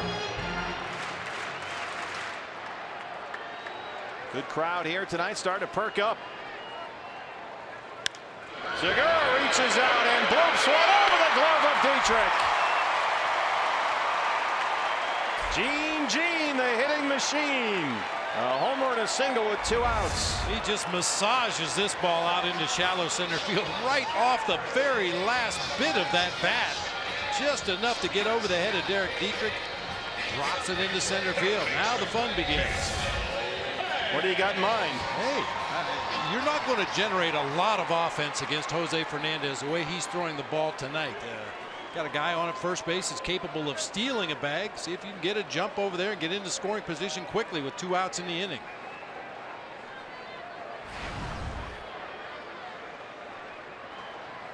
Jake Lamb has struck out twice. Segura, 7 stolen bases in 11 attempts. He's the tying run. Roof and panels open. Beautiful night for baseball. Jose Fernandez has set down the first 17 he'd faced before the Bourne homer. 33,000 plus here. Waiting for something to cheer about. Now they've got it.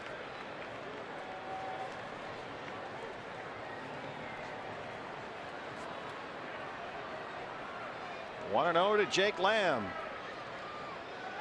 Segura holds. Jake drives it to right field. It's off the wall.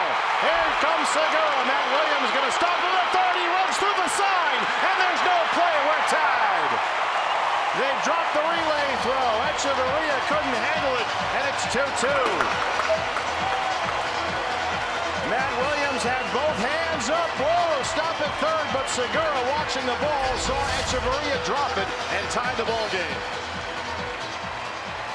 Jake reaches out, pulls a pitch on the outside part of the plate. Took a carom right back to Giancarlo Stanton. That's why Matt Williams threw up the stop sign, but Marlins had trouble with that relay throw back to the infield. As you mentioned, Gene Segura took a peek over his left shoulder. He saw that happen and comes on down the line to score and tie it up. 3 straight 2-out hits against Fernandez. Brings Juan Nieves out of the Marlins dugout. 16th double for Lamb, and we are tied 2-2.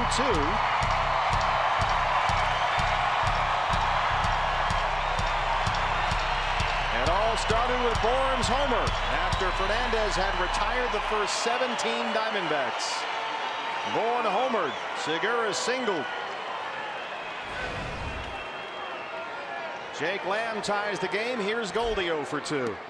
There's a strike 0-1.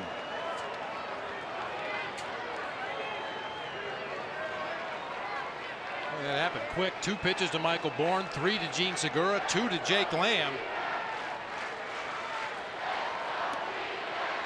I have no numbers to back this up, no statistics to prove it right or wrong, but anecdotally, when a guy loses a no-hitter or a perfect game this deep into the ball game, I've seen this happen a lot. It just you just completely go off the tracks. I'm fine with that myself. Yeah, me too. That was one thing I was a little worried about with Randy's perfect game down in Atlanta in 2004. If they did get a hit off of him late in the ball game, we would have liked to have had somebody warmed up in the bullpen and ready just in case. But I was throwing a perfect game. You can't get the bullpen going. Goldie base hit. They'll wave Lamb. Ozuna's got a good arm. There is no throw, and it's 3-2 Diamondbacks.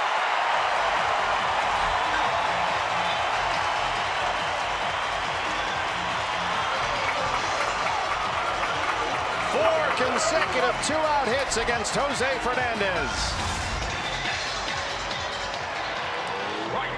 It's a cement mixer. Slider just never took the break.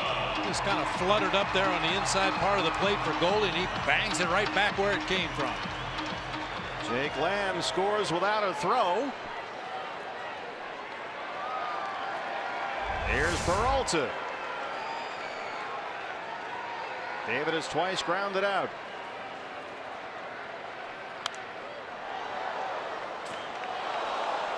Marlins bullpen is still quiet. Fernandez's spot is due up second in the Miami 7th.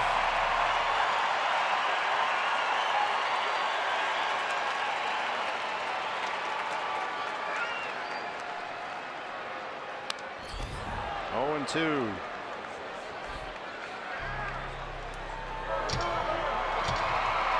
Bourne homered with 2 outs.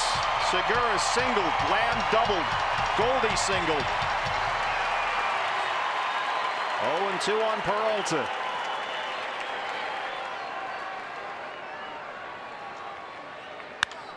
Fly ball, center field. Ozuna backing up, still backing up. It's off the wall. Here comes Goldie. He will score. There goes the freight train into third.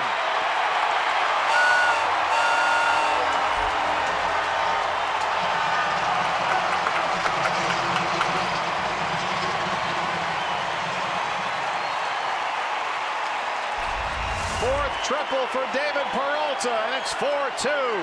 Another slider that betrays Jose Fernandez. Just never took the break out over the plate and up, and David bangs it off the wall out there in left center field.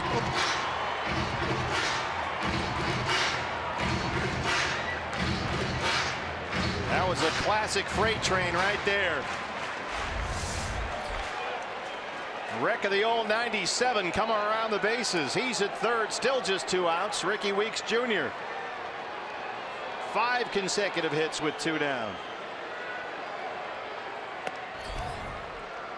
Ball 1. Ricky took Fernandez very deep to center field for an out, his first time up. Another run standing down there 90 feet away. Missed with a breaking ball. It's 2-0. 25th pitch of this inning coming up. He started this inning with a perfect game. Now he's down 4-2.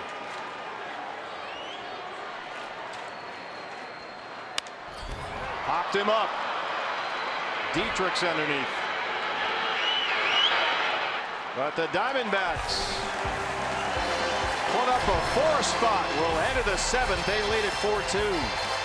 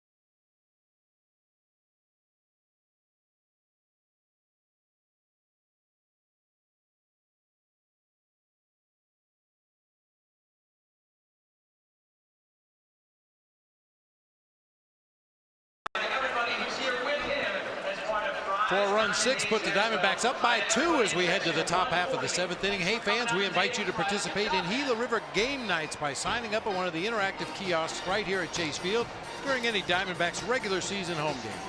Well, Chip Hale has insisted throughout this season that Tyler Clippard is his 7th inning guy, and this is the 7th inning. So despite the fact that Godley hit in the home half of the 6th and is only at 84 pitches, here's your Arizona Federal Credit Union pitching change. It's Tyler Clippard, who gave up the pinch hit grand slam to Justin Bour here last night.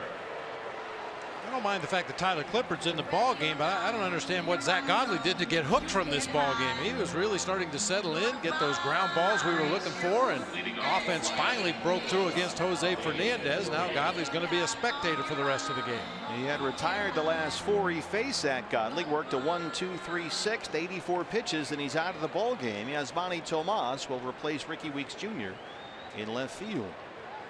So here we go with Tyler Clippard. Adeiny Echeverria, the shortstop, will lead it off in the Miami 7th. Ichiro is on deck. He would hit for Jose Fernandez.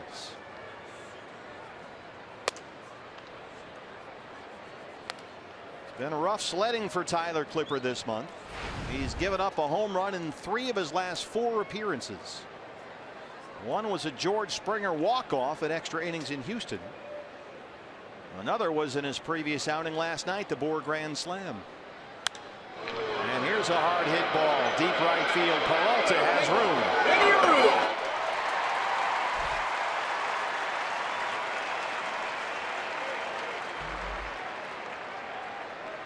Here is Ichiro Suzuki. Pinch hitting for Jose Fernandez. Grounded into an out as a pinch hitter last night, batting .330 this year and 27 hits shy of 3,000 for his major league career.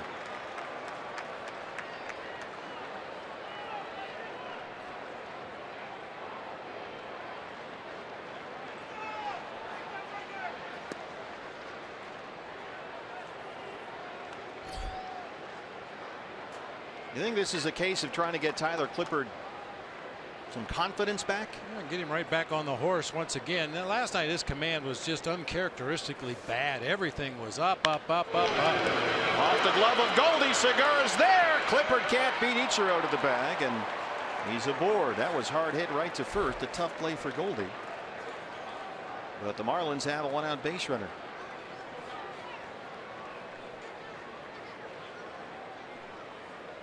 Second baseman DIETRICH. The thing with Godley is he took the at bat there in the bottom of the 6th inning. Made the second out before the Diamondbacks went on their run. So we expected to see him back out here for the top half of this inning. Instead, it's Tyler Clippard who will now work to Derek Dietrich with 1 out and Ichiro at first.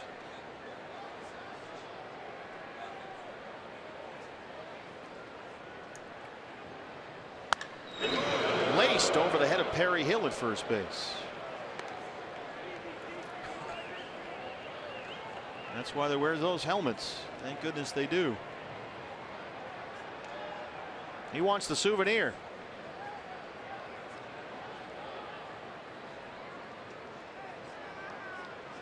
Dietrich walked and scored in the first. He's 0 for 2.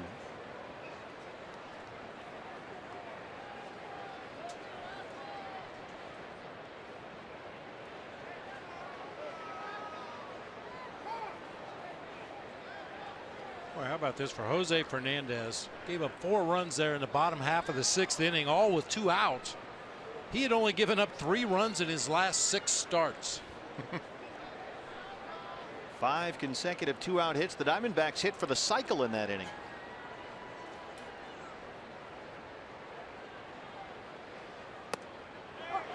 The 0-1 is in there.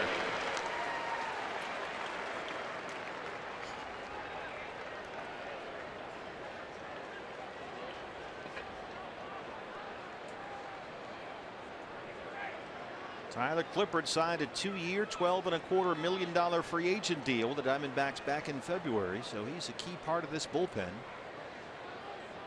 if he's not sharp, he's got to get back on track as quickly as possible to help this ball club. Coming inside here on Dietrich. He left it out over the plate, but he fouled it off. It stays 0-2. That's one thing that Chip has done, Bobby. Stayed fairly regimented with his 7th, 8th, 9th inning trio. Daniel Hudson, who's not pitched in 1 week, works the 8th, and of course Brad Ziegler closes. But Clippard is the 7th inning guy, and Chip said that last night.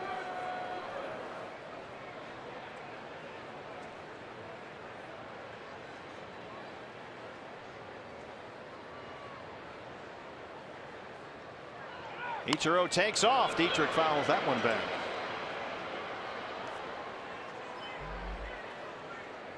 Ichiro can still run at the age of 42. He'll be 43 in October. And the ballpark here filled with Japanese media watching his countdown to 3,000 hits, as he will eventually become a 3,000 hit, 500 stolen base player.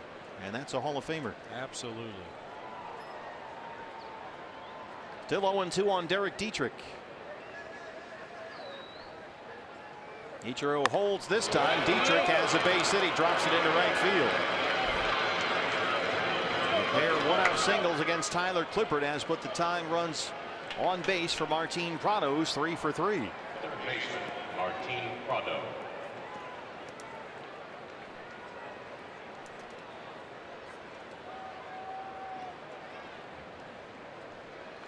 PRADO 2 singles and a triple.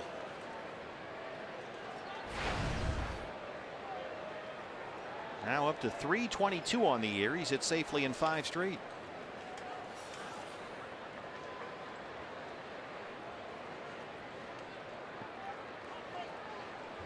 And if you're looking for a double play ball here, Tyler Clippard makes his living as a fly ball pitcher.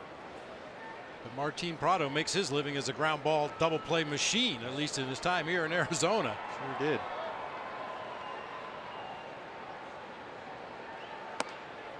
There's a strike, 0-1.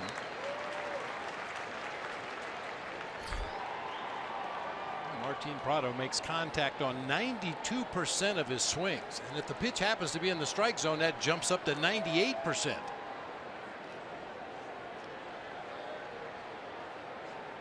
Yeah, when we played the Marlins first week of May at Marlins Park, he was hitting .410. He was leading the major leagues in hitting, Martin PRADO. Off to a tremendous start. Good numbers for Tyler against PRADO, 2 for 23.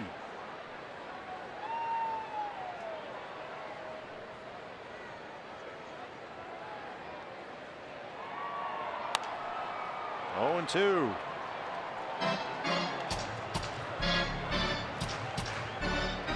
No one throwing in the Diamondback bullpen. We're back with you tomorrow for the series finale. Diamondback Live pregame show at 12:30. A matchup of left-hand starters, Robbie Ray for the D-backs and Adam Conley for the Marlins. Then the Dodgers come in here for the first of 3 on Monday. dbacks.com/tickets fans. Don't want to miss those Dodger games. Dodgers lost in San Francisco tonight. Buster Posey a walk-off single in the 10th inning. Giants beat LA 5-4. 0-2 to Prado. Struck him out. Ooh. There's that change. Is that changeup? It was.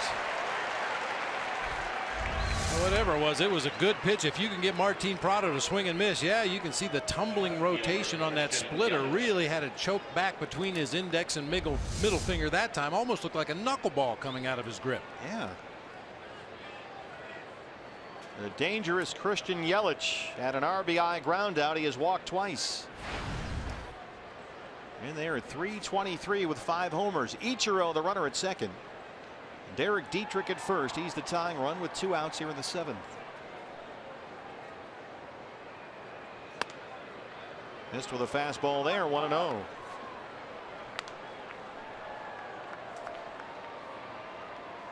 Yelich has been a problem for the Diamondbacks in 5 games this year. He's got 8 RBIs.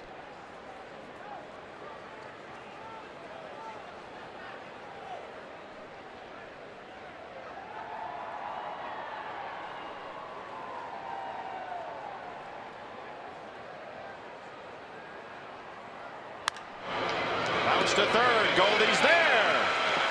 And Tyler Clippard strands 2. We stretch at Chase Field. Diamondbacks lead the Marlins 4-2.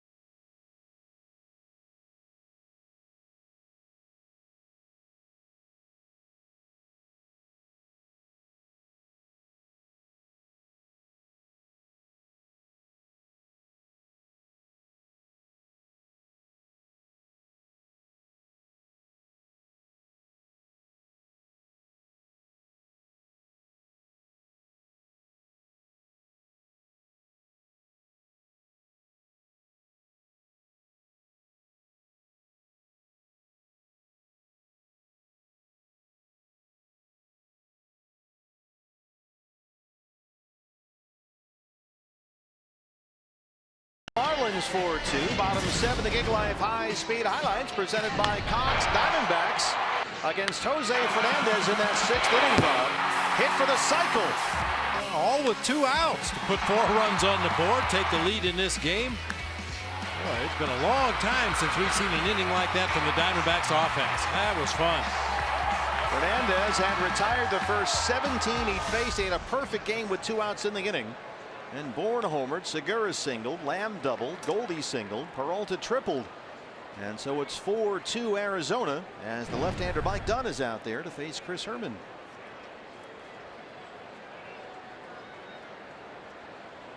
He was on the DL for a long time with a left forearm strain, just his 5th appearance this year. Chris has flat-out struck out tonight, 0 for 2. So Herman is 3 for his last 20 at the plate. And all 3 hits came in his start at catcher Sunday at Wrigley Field against the Cubs.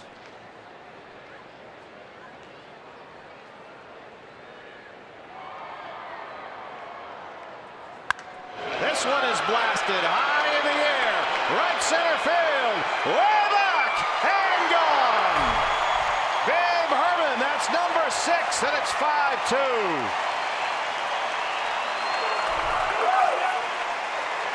He homers off the lefty. Nice catch. Wow, we have seen some power tonight. Chris Herman on a letter-high fastball up and out over the plate. Not sure if that was enough to get out of here. It was hit so high in the air. That thing just kept carrying and carrying. Ends up above the pool out there in right center field. Nick Ahmed 0 for 2. Oh, Diamondbacks have 5 runs, don't they? Oh, tacos. Hey, right there, Arizona.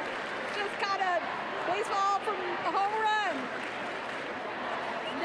Great catch out there. So home runs tonight from Bourne and Herman.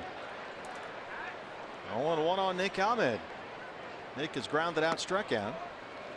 Ball 1. You could ask a Diamondbacks fan tomorrow morning, hey, there were 2 home runs hitting the game last night against the Marlins. Guess who? It'd take a while to come up with Michael Bourne and Chris Herman. And Herman's off a left-hand pitcher. Yeah.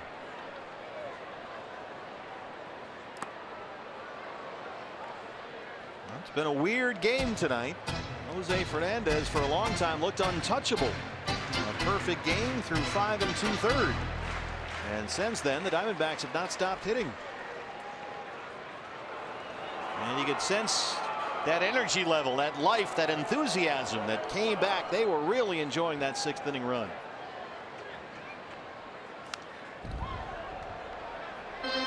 Something that from time to time Bob has been lacking with his 2016 ball club. That little extra sort of sense of energy or life, enthusiasm, it has come alive here tonight. Anticipation of something good happening. Yeah. It's been a while since the team has had that feeling. Can't fight that feeling. 2-2.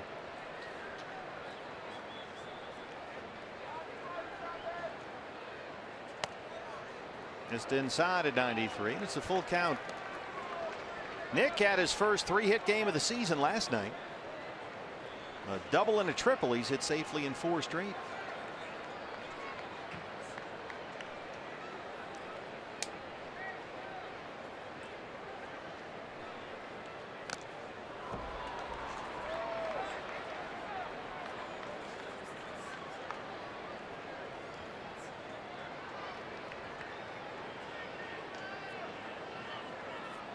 D-backs began tonight 11 under 500. Even with the Padres at the bottom of the NL West. San Diego lost at Colorado this afternoon. But still a player or 2 away from making a run. Get some guys healthy, get some guys going again. Ahmed drops that into right field. Nick's now hit in 5 in a row.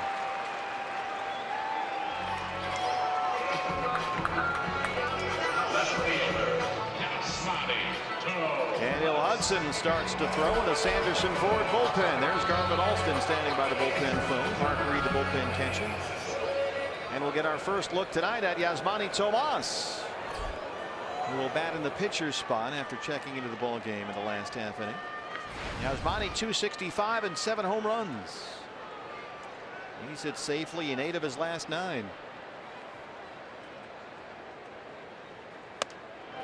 Swings at the first pitch and misses 0-1.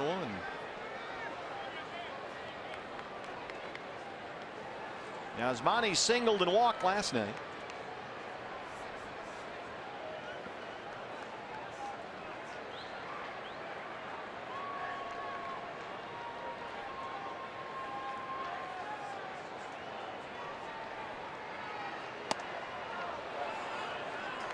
Oh, 2.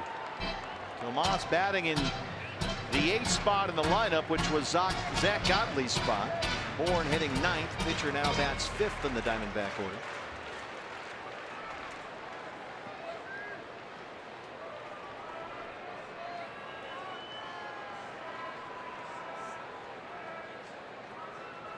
Long set by Dunn. Somebody called timeout. Yeah, usually the hitter calls timeout to protect the runner. In the event that Nick was thinking about stealing second base, the longer Dunn holds the ball out there on the mound, the better chance that that runner is going to jump or at least start leaning that direction towards second base. Your job as a hitter is to protect him and call timeout.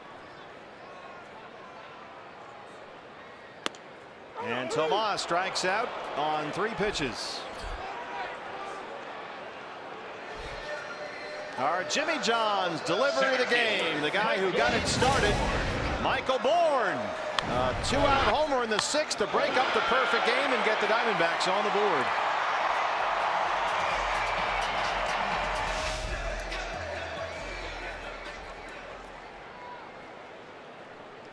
Michael up there with a 5-2 lead, 1 out, and Nick Ahmed at first.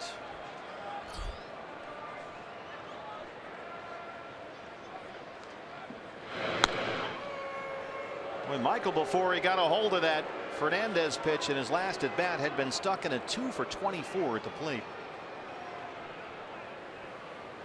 And don't be surprised if Michael Bourne tries to bunt in this at bat. We've seen him do that against left-handed pitchers from time to time. You see where PRADO is, just about even with that bag at third. That one misses 1-0. Diamondbacks tonight. Fernandez had the perfect game. 17 up, 17 down ever since then, starting with a Bourne homer. 5 runs on 7 hits.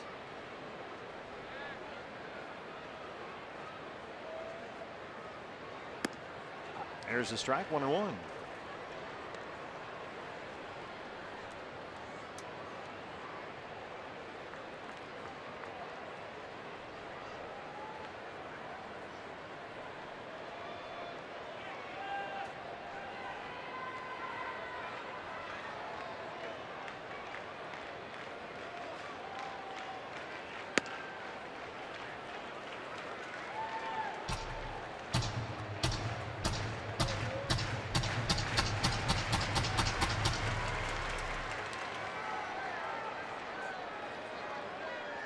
Daniel Hudson looks like he's ready down to the Diamondback bullpen. He stopped throwing.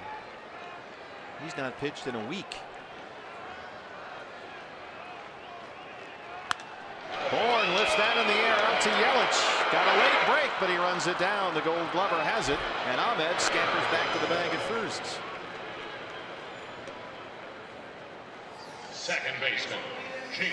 That'll bring up Gene Segura. Segura singled and scored as part of that 4-run Diamondback 6th.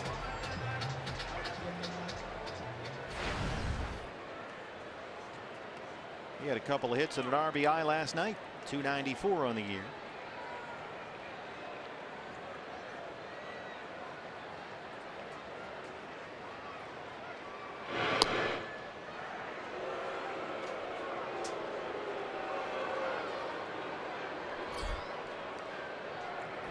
That's not Bour, they're saying. It's Boo.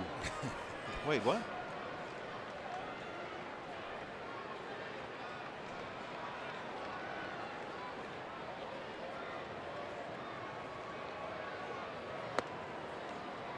One 1-0 on Gene Segura.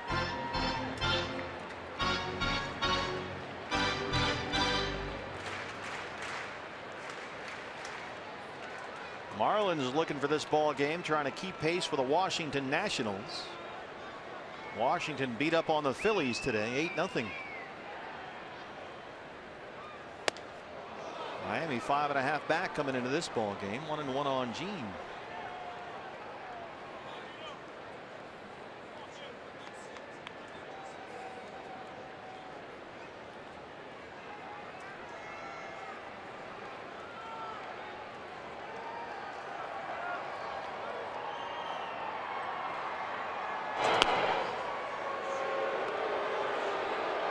Mike Dunn doing what he's supposed to be doing, control the running game around him in a 5-2 game in the 7th. Yeah, it doesn't have a particularly good pickoff move, but he has varied his delivery to home plate. He'll hold the ball for a long stretch of time. Other times he'll quick pitch to home plate. Ahmed holds it first. Segura swings through that one, 1-2.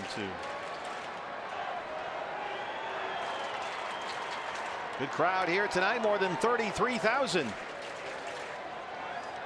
Filling up Chase Field with the roof and panels open.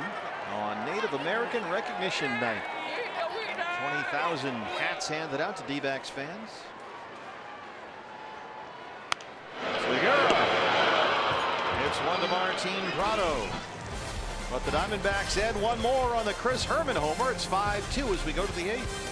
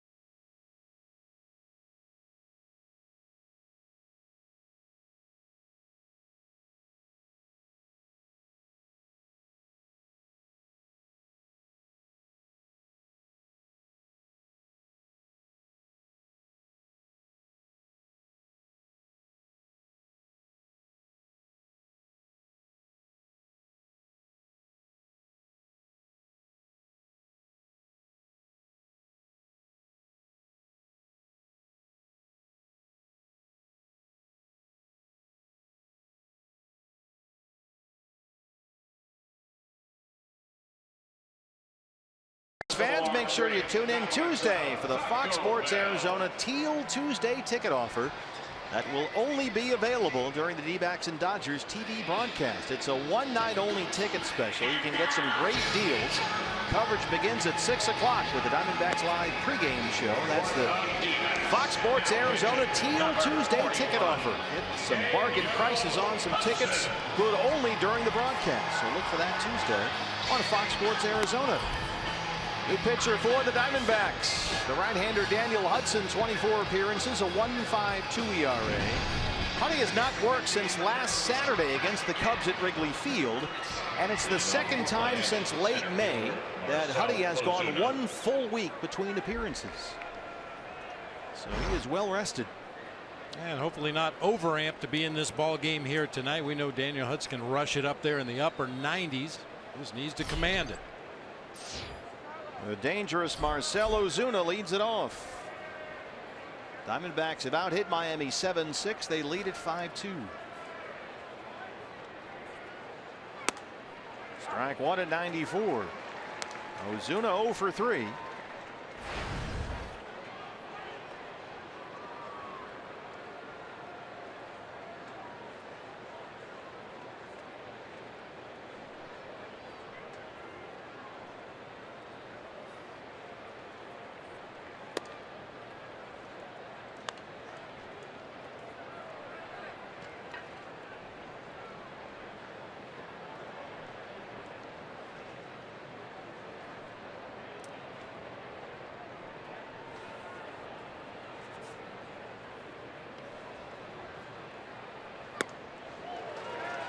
One and two.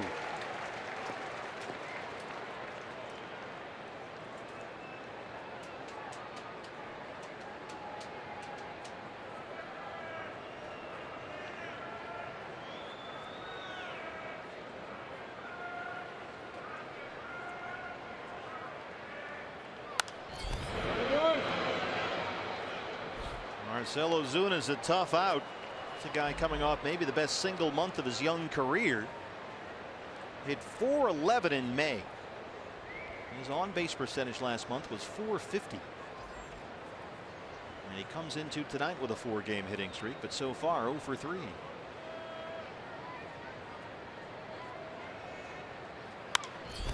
It's that up in the air. Near foul ground. Goldie really going to have to bust it. And he runs out of room.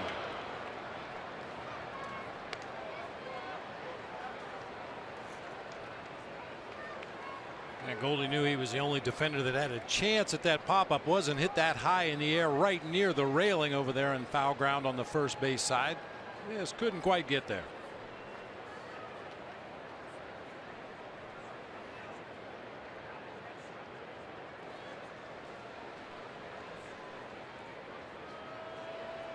One and two.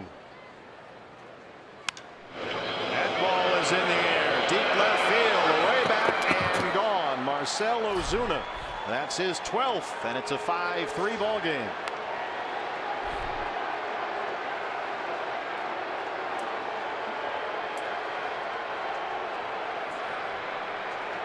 Second home run for the Marlins tonight. Both solo shots. Real Muto in the 4th, and now Ozuna leads off the 8th. A one-handed swing that time. You can see the reaction of Daniel Hudson, a slider for him that just doesn't take the break. Very similar to Jose Fernandez. Couldn't get his breaking ball to move, and this time Ozuna hooks it into the bleachers in left field.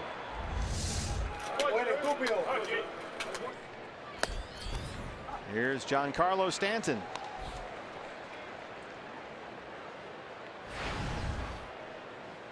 Oh for 3, struck out his last time up. You see the G on that protective guard on the helmet there.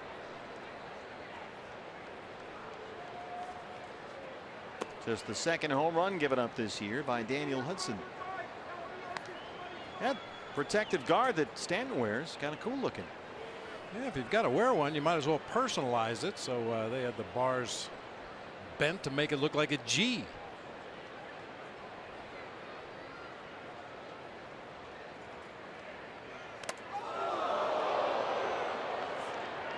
See Lance Barksdale signaling it got him on the elbow. And of course the reason he wears that protective guard is because he was hit in the face earlier in his career. And gets him on the right wrist and then gets Chris Herman right in the face mask. So a rocky start for Daniel Hudson, a home run and a hit batter.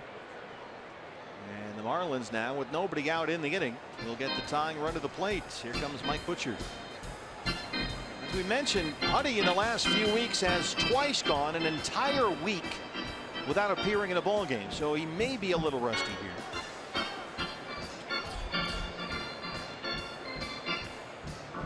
Chip Hale has tried to not use his back end 3 when the game is not a save situation, but that occasionally means it's a long time between outings for some of these guys. And I think if he had to do over again, Chip might use his big 3 in some of those potentially winnable games when the Diamondbacks are trailing by a run or 2 in the 7th inning, rather than go to some of the other guys, the long relievers. I'm sure Chip, if he had to do over again, maybe would go to Clippard and Hudson and Ziegler in a 1-run game. Well, Justin Bour came up as the tying run at the plate last night, hit a grand slam, and here he is, 0 for 3 so far.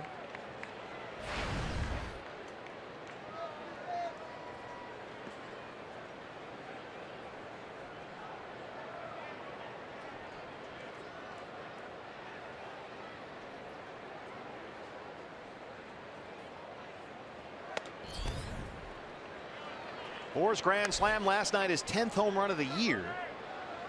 He's got 34 career home runs. All of them have come against right-hand pitchers.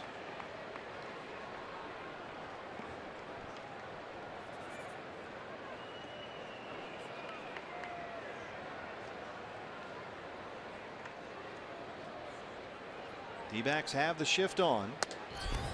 Swings through a 96-mile-an-hour fastball, and it's 2-1. Jake Lamb, the third baseman, lines up right behind second base umpire Will Little. And you see Nick Ahmed all by himself in the shortstop spot. Bour in his first at bat tonight, Bob, did try and just kind of cue one the other way away from the shift.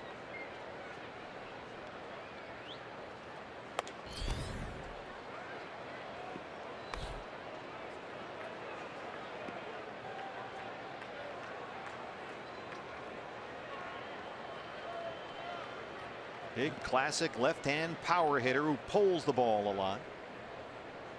Now, if he's trying to cue the ball to the other side of the field, he's doing you a favor. Exactly. Boy, Chris Herman's having a tough inning here.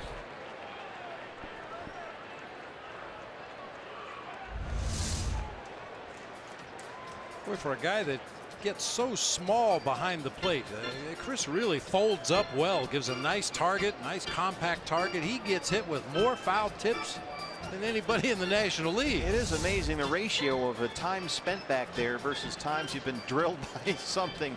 Chris gets it an awful lot. Taking inventory, making sure all the bars are still where they're supposed to be. In the meantime, we take a look inside the Diamondback bullpen, and Brad Ziegler is warming up with no outs here in the 8th inning. A look inside the Sanderson Ford bullpen. A run in, nobody out. Stanton at first, a 3-2 pitch to Justin Bour. They'll keep going.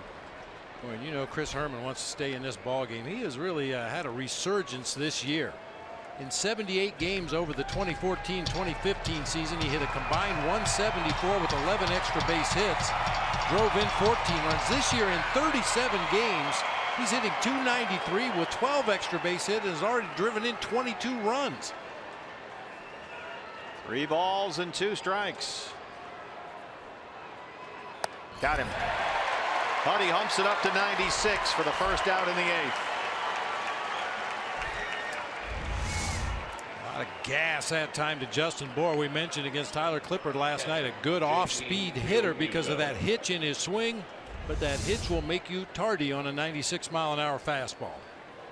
Here's the catcher, Real Muto, who homered in the 4th, his 3rd of the year.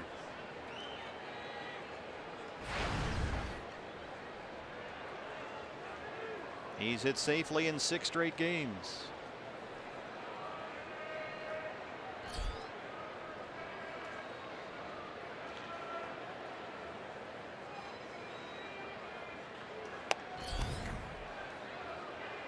One and 0.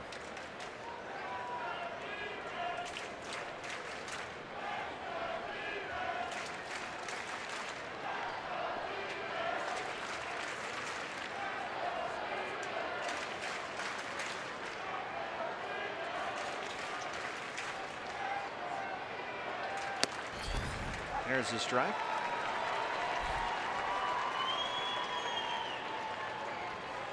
It's interesting when you watch Brad Ziegler. If you ever come to a Diamondback game at Chase Field, and we hope you do, he'll always start warming up by throwing overhand. And you can always tell how quickly Brad is getting ready by how soon he converts to his usual submarine motion. But he warms up as a standard pitcher back there. It's funny when Brad Ziegler throws overhand, it looks awkward. It looks odd. You understand why they had him become a sidearm pitcher, submarine guy. Garvin Alston, the bullpen coach, is just on the right side of your screen there. He was actually in Oakland on the staff that converted Brad from an overhand pitcher. He was there when they first started that experiment. Here you go, BB. Nope, just a little blow. All right. 2-2 on Real Muto.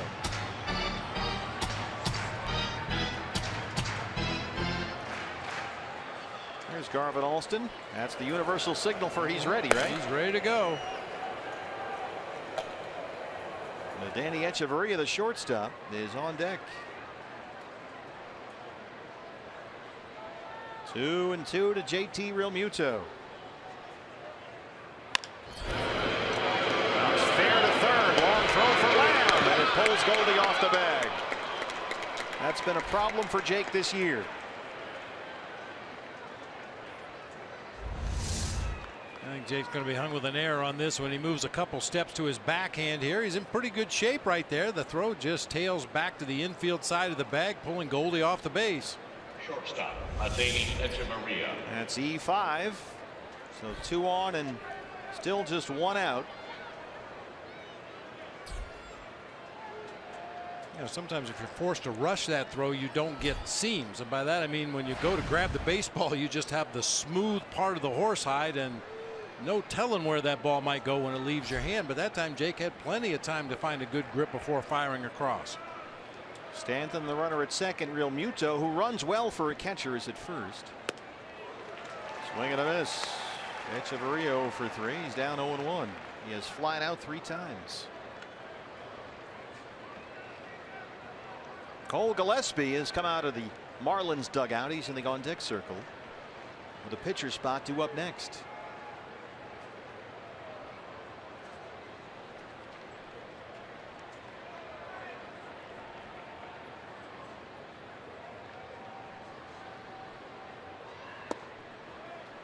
Remember, we mentioned this earlier. Almost half of everything Adeiny Echeverria hits is to the opposite field. So he is up there usually trying to take the ball to right or right center. This year he's going the other way more than ever before.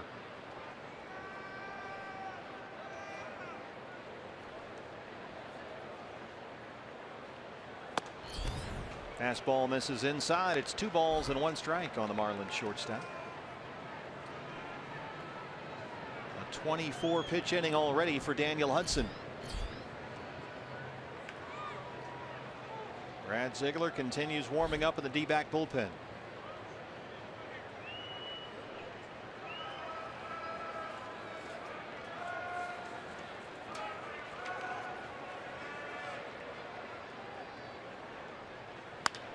Is hit to third. Jake has it. They get 1 and they won't get 2. Segura tried to turn it. They got the force on Real Muto. But it was an awkward throw for Gene, and Echeverria is safe at first. An odd look at the end of this play. I'm not sure what Goldie was doing over there at first base. He is not even on the bag. I think if he has his foot on the base and takes that throw the way you expect, he'll probably turn that double play. Yeah, I thought because of where he caught the ball that maybe Segura's throw had been offline, but Goldie was not in position. Good turn by Gene with a catcher bearing down in on him at second base. And they'll announce Gillespie now as the hitter. And Chappelle's up on the top step of the dugout. Here's another look. Extremely close. No challenge from the D-back dugout. Gillespie has been announced as the hitter. Stanton is at third, Echeverria at first, 2 outs. And here's the former Diamondback, Cole Gillespie, batting .258.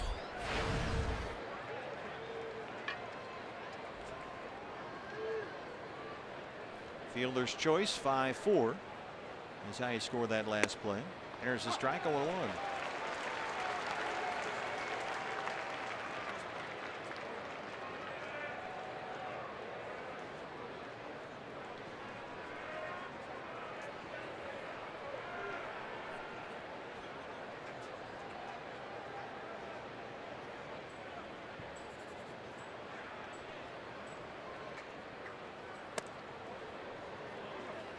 Cole Gillespie 1 for 11 as a pinch hitter this year with 7 strikeouts. He just about walked into a Daniel Hudson fastball that time. Another heater that tailed up and in.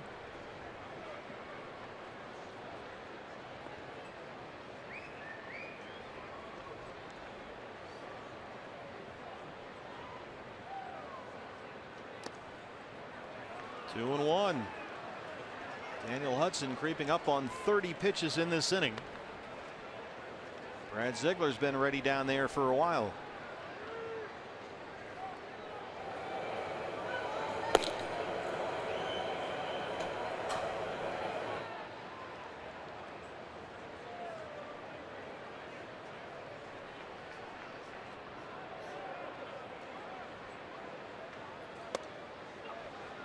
Huddy behind, 3 balls and 1 strike.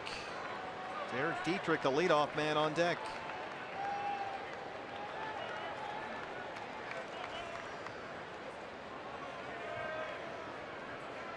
Pitch number 30 in this inning for Daniel Hudson on the way.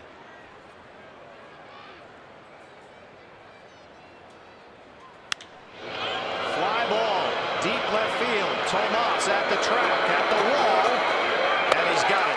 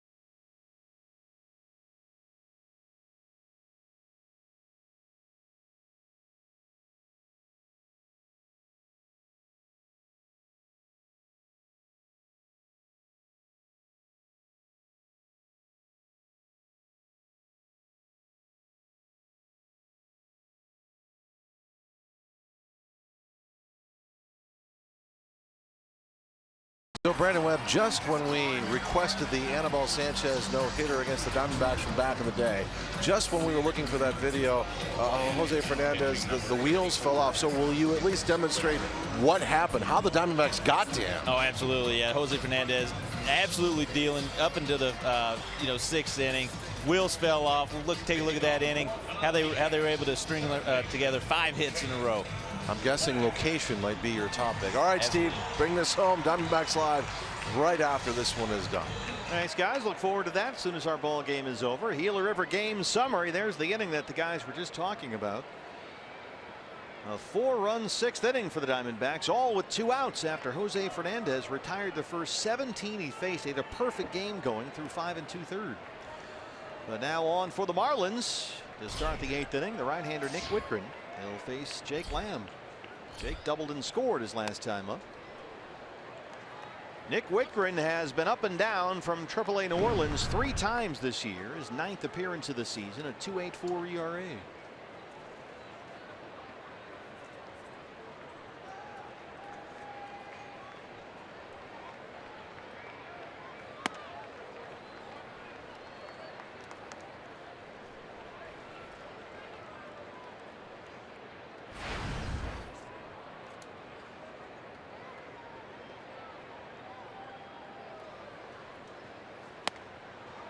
One and two.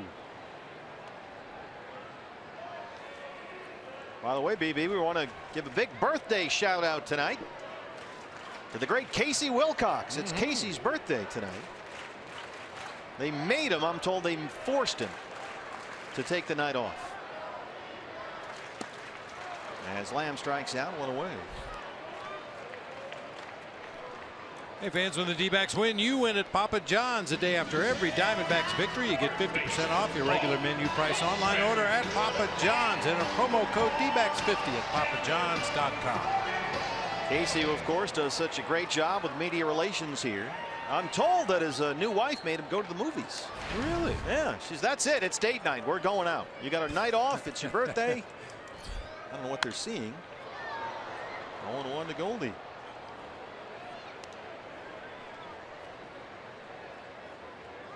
Goldie had an RBI single, scored a run as part of that 6th inning rally. He's 1 for 3. So he's now hit safely in 6 straight games.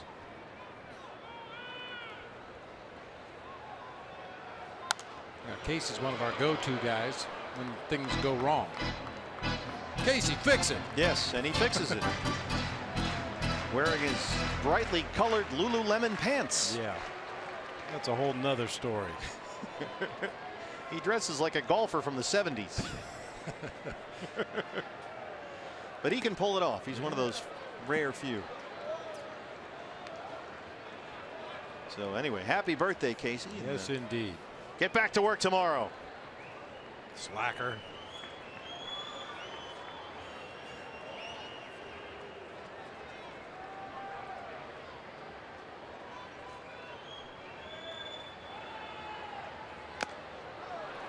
Goldie strikes out. 2nd strikeout tonight. Whitgren comes in and gets Lamb and Goldschmidt. Right fielder, David Peralta. Series finale tomorrow on Fox Sports Arizona. D-backs live pregame show at 12:30. Robbie Ray and Adam Conley, a matchup of left-handers.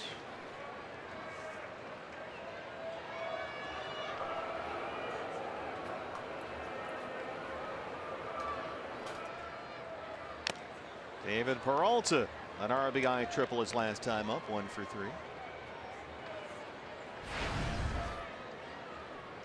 Since 2014, which was David Peralta's rookie season, came up midway through. Actually, right about this time of the year, beginning of June. He has 23 triples. No one in the major leagues has more.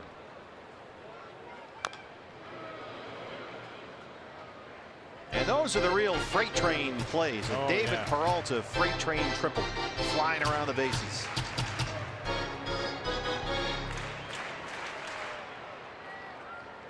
His triple in the 6th was his 4th of the year.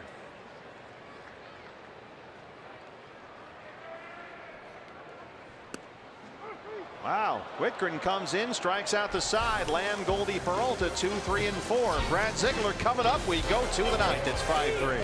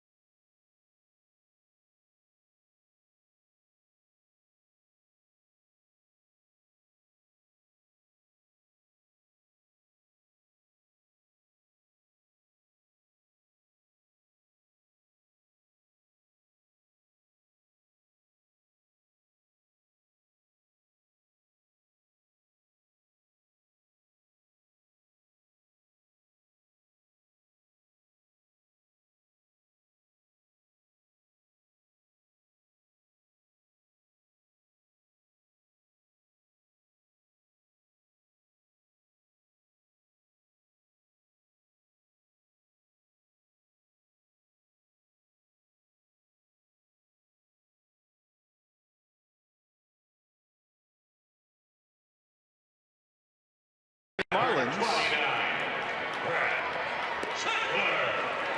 AD-backs fans, the Dodgers will be here at Chase Field next week, June 13th through the 15th. Get to all the games for just $25 for the D-backs value pack. The value pack includes a lower level bleacher ticket, a Subway sandwich, and a Pepsi. Get your tickets right now. D-backs and Dodgers. dbacks.com/value. And we'll see you here at the ballpark Monday, Tuesday, and Wednesday. Both Zach Greinke and Clayton Kershaw will pitch in that series, not against each other. So come on out next week. The closer is on. Brad Ziegler, 11 saves in 24 appearances. The ERA, 3.24. Brad has converted 39 straight save opportunities dating back to last year. One more with time with Dennis Eckersley with 40 consecutive saves. Derek Dietrich, a leadoff man, leads off the ninth. Diamondbacks have the shift on. Dietrich has walked, singled, scored a run tonight. He's 1 for 3.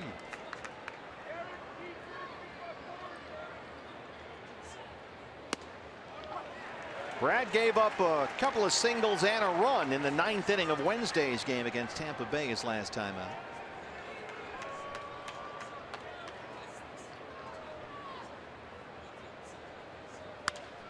Dietrich rolls it away from the shift. Tomas is over there. A leadoff single.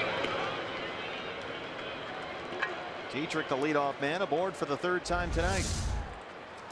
All right, Brad's delivery and location of that pitch just lent itself to Dietrich going that way. That sinking, tailing fastball working away from him. That's about the only place he could possibly hit it.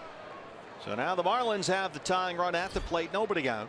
Martin Prado, who's 3 for 4, 2 singles and a triple.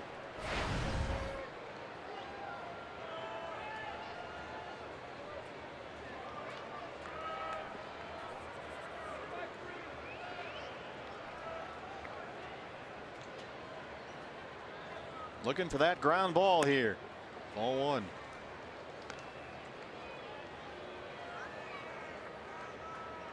Eight times this season Martin Prado has grounded into a double play. Yeah, this is the ultimate ground into a double play perfect storm right here. Yes, it is. With this pitcher and this hitter. And Brad could sure use one right now. That's a base hit. Prado goes the other way, and the first 2 Marlins have reached in the ninth. Tying runs aboard.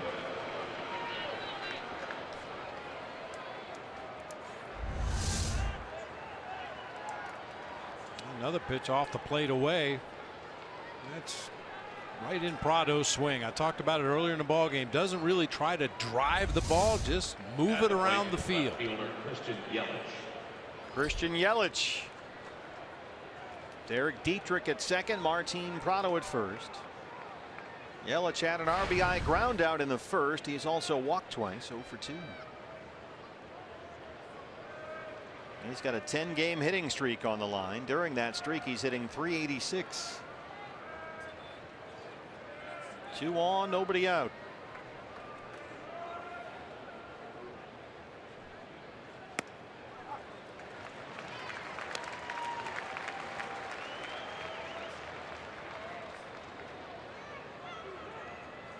Marlins will bring in Miguel Rojas, and he will run for PRADO. So Rojas is at first. He's the tying run.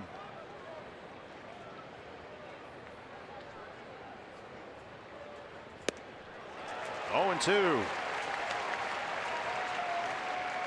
Diamondbacks pitchers have done a nice job on Yelich and OZUNA tonight. They're combined 0 for 5 with runners in scoring position, and they've had plenty of opportunities. Derek Dietrich has reached 3 times in the game. Martin Prado with 4 hits.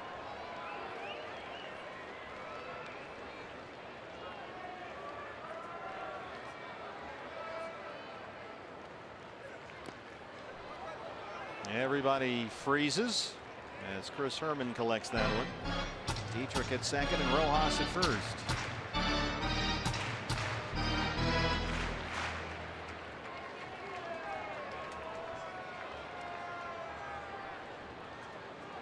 Brad going to have to work to the heads of state of this Marlins order here. Yelich, OZUNA, Stanton 3, 4, and 5. Unless he can get a ground ball double play at some point. 1-2 to Christian Yelich. This is the double play ball he was looking for. Segura, Ahmed Goldie, they roll it. Just what the doctor ordered. Dietrich in at third, now 2 down.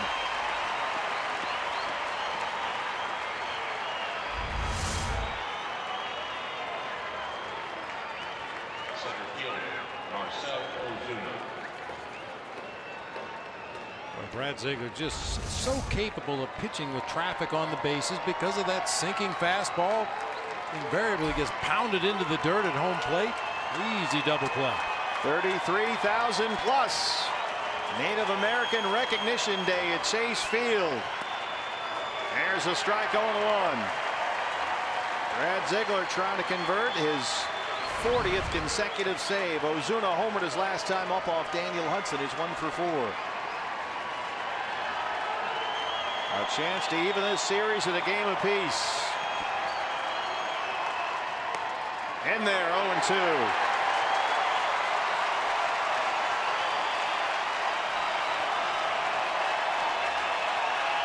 Get him up.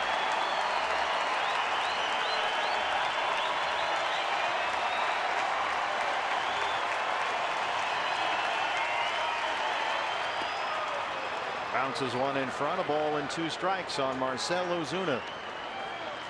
Tying run at the plate, 2 outs.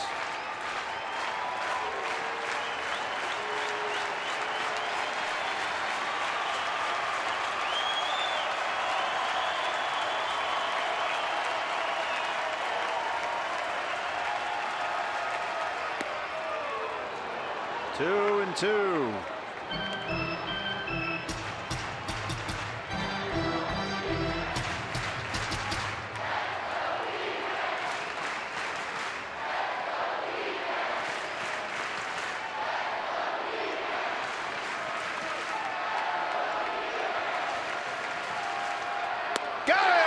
Diamondbacks win it.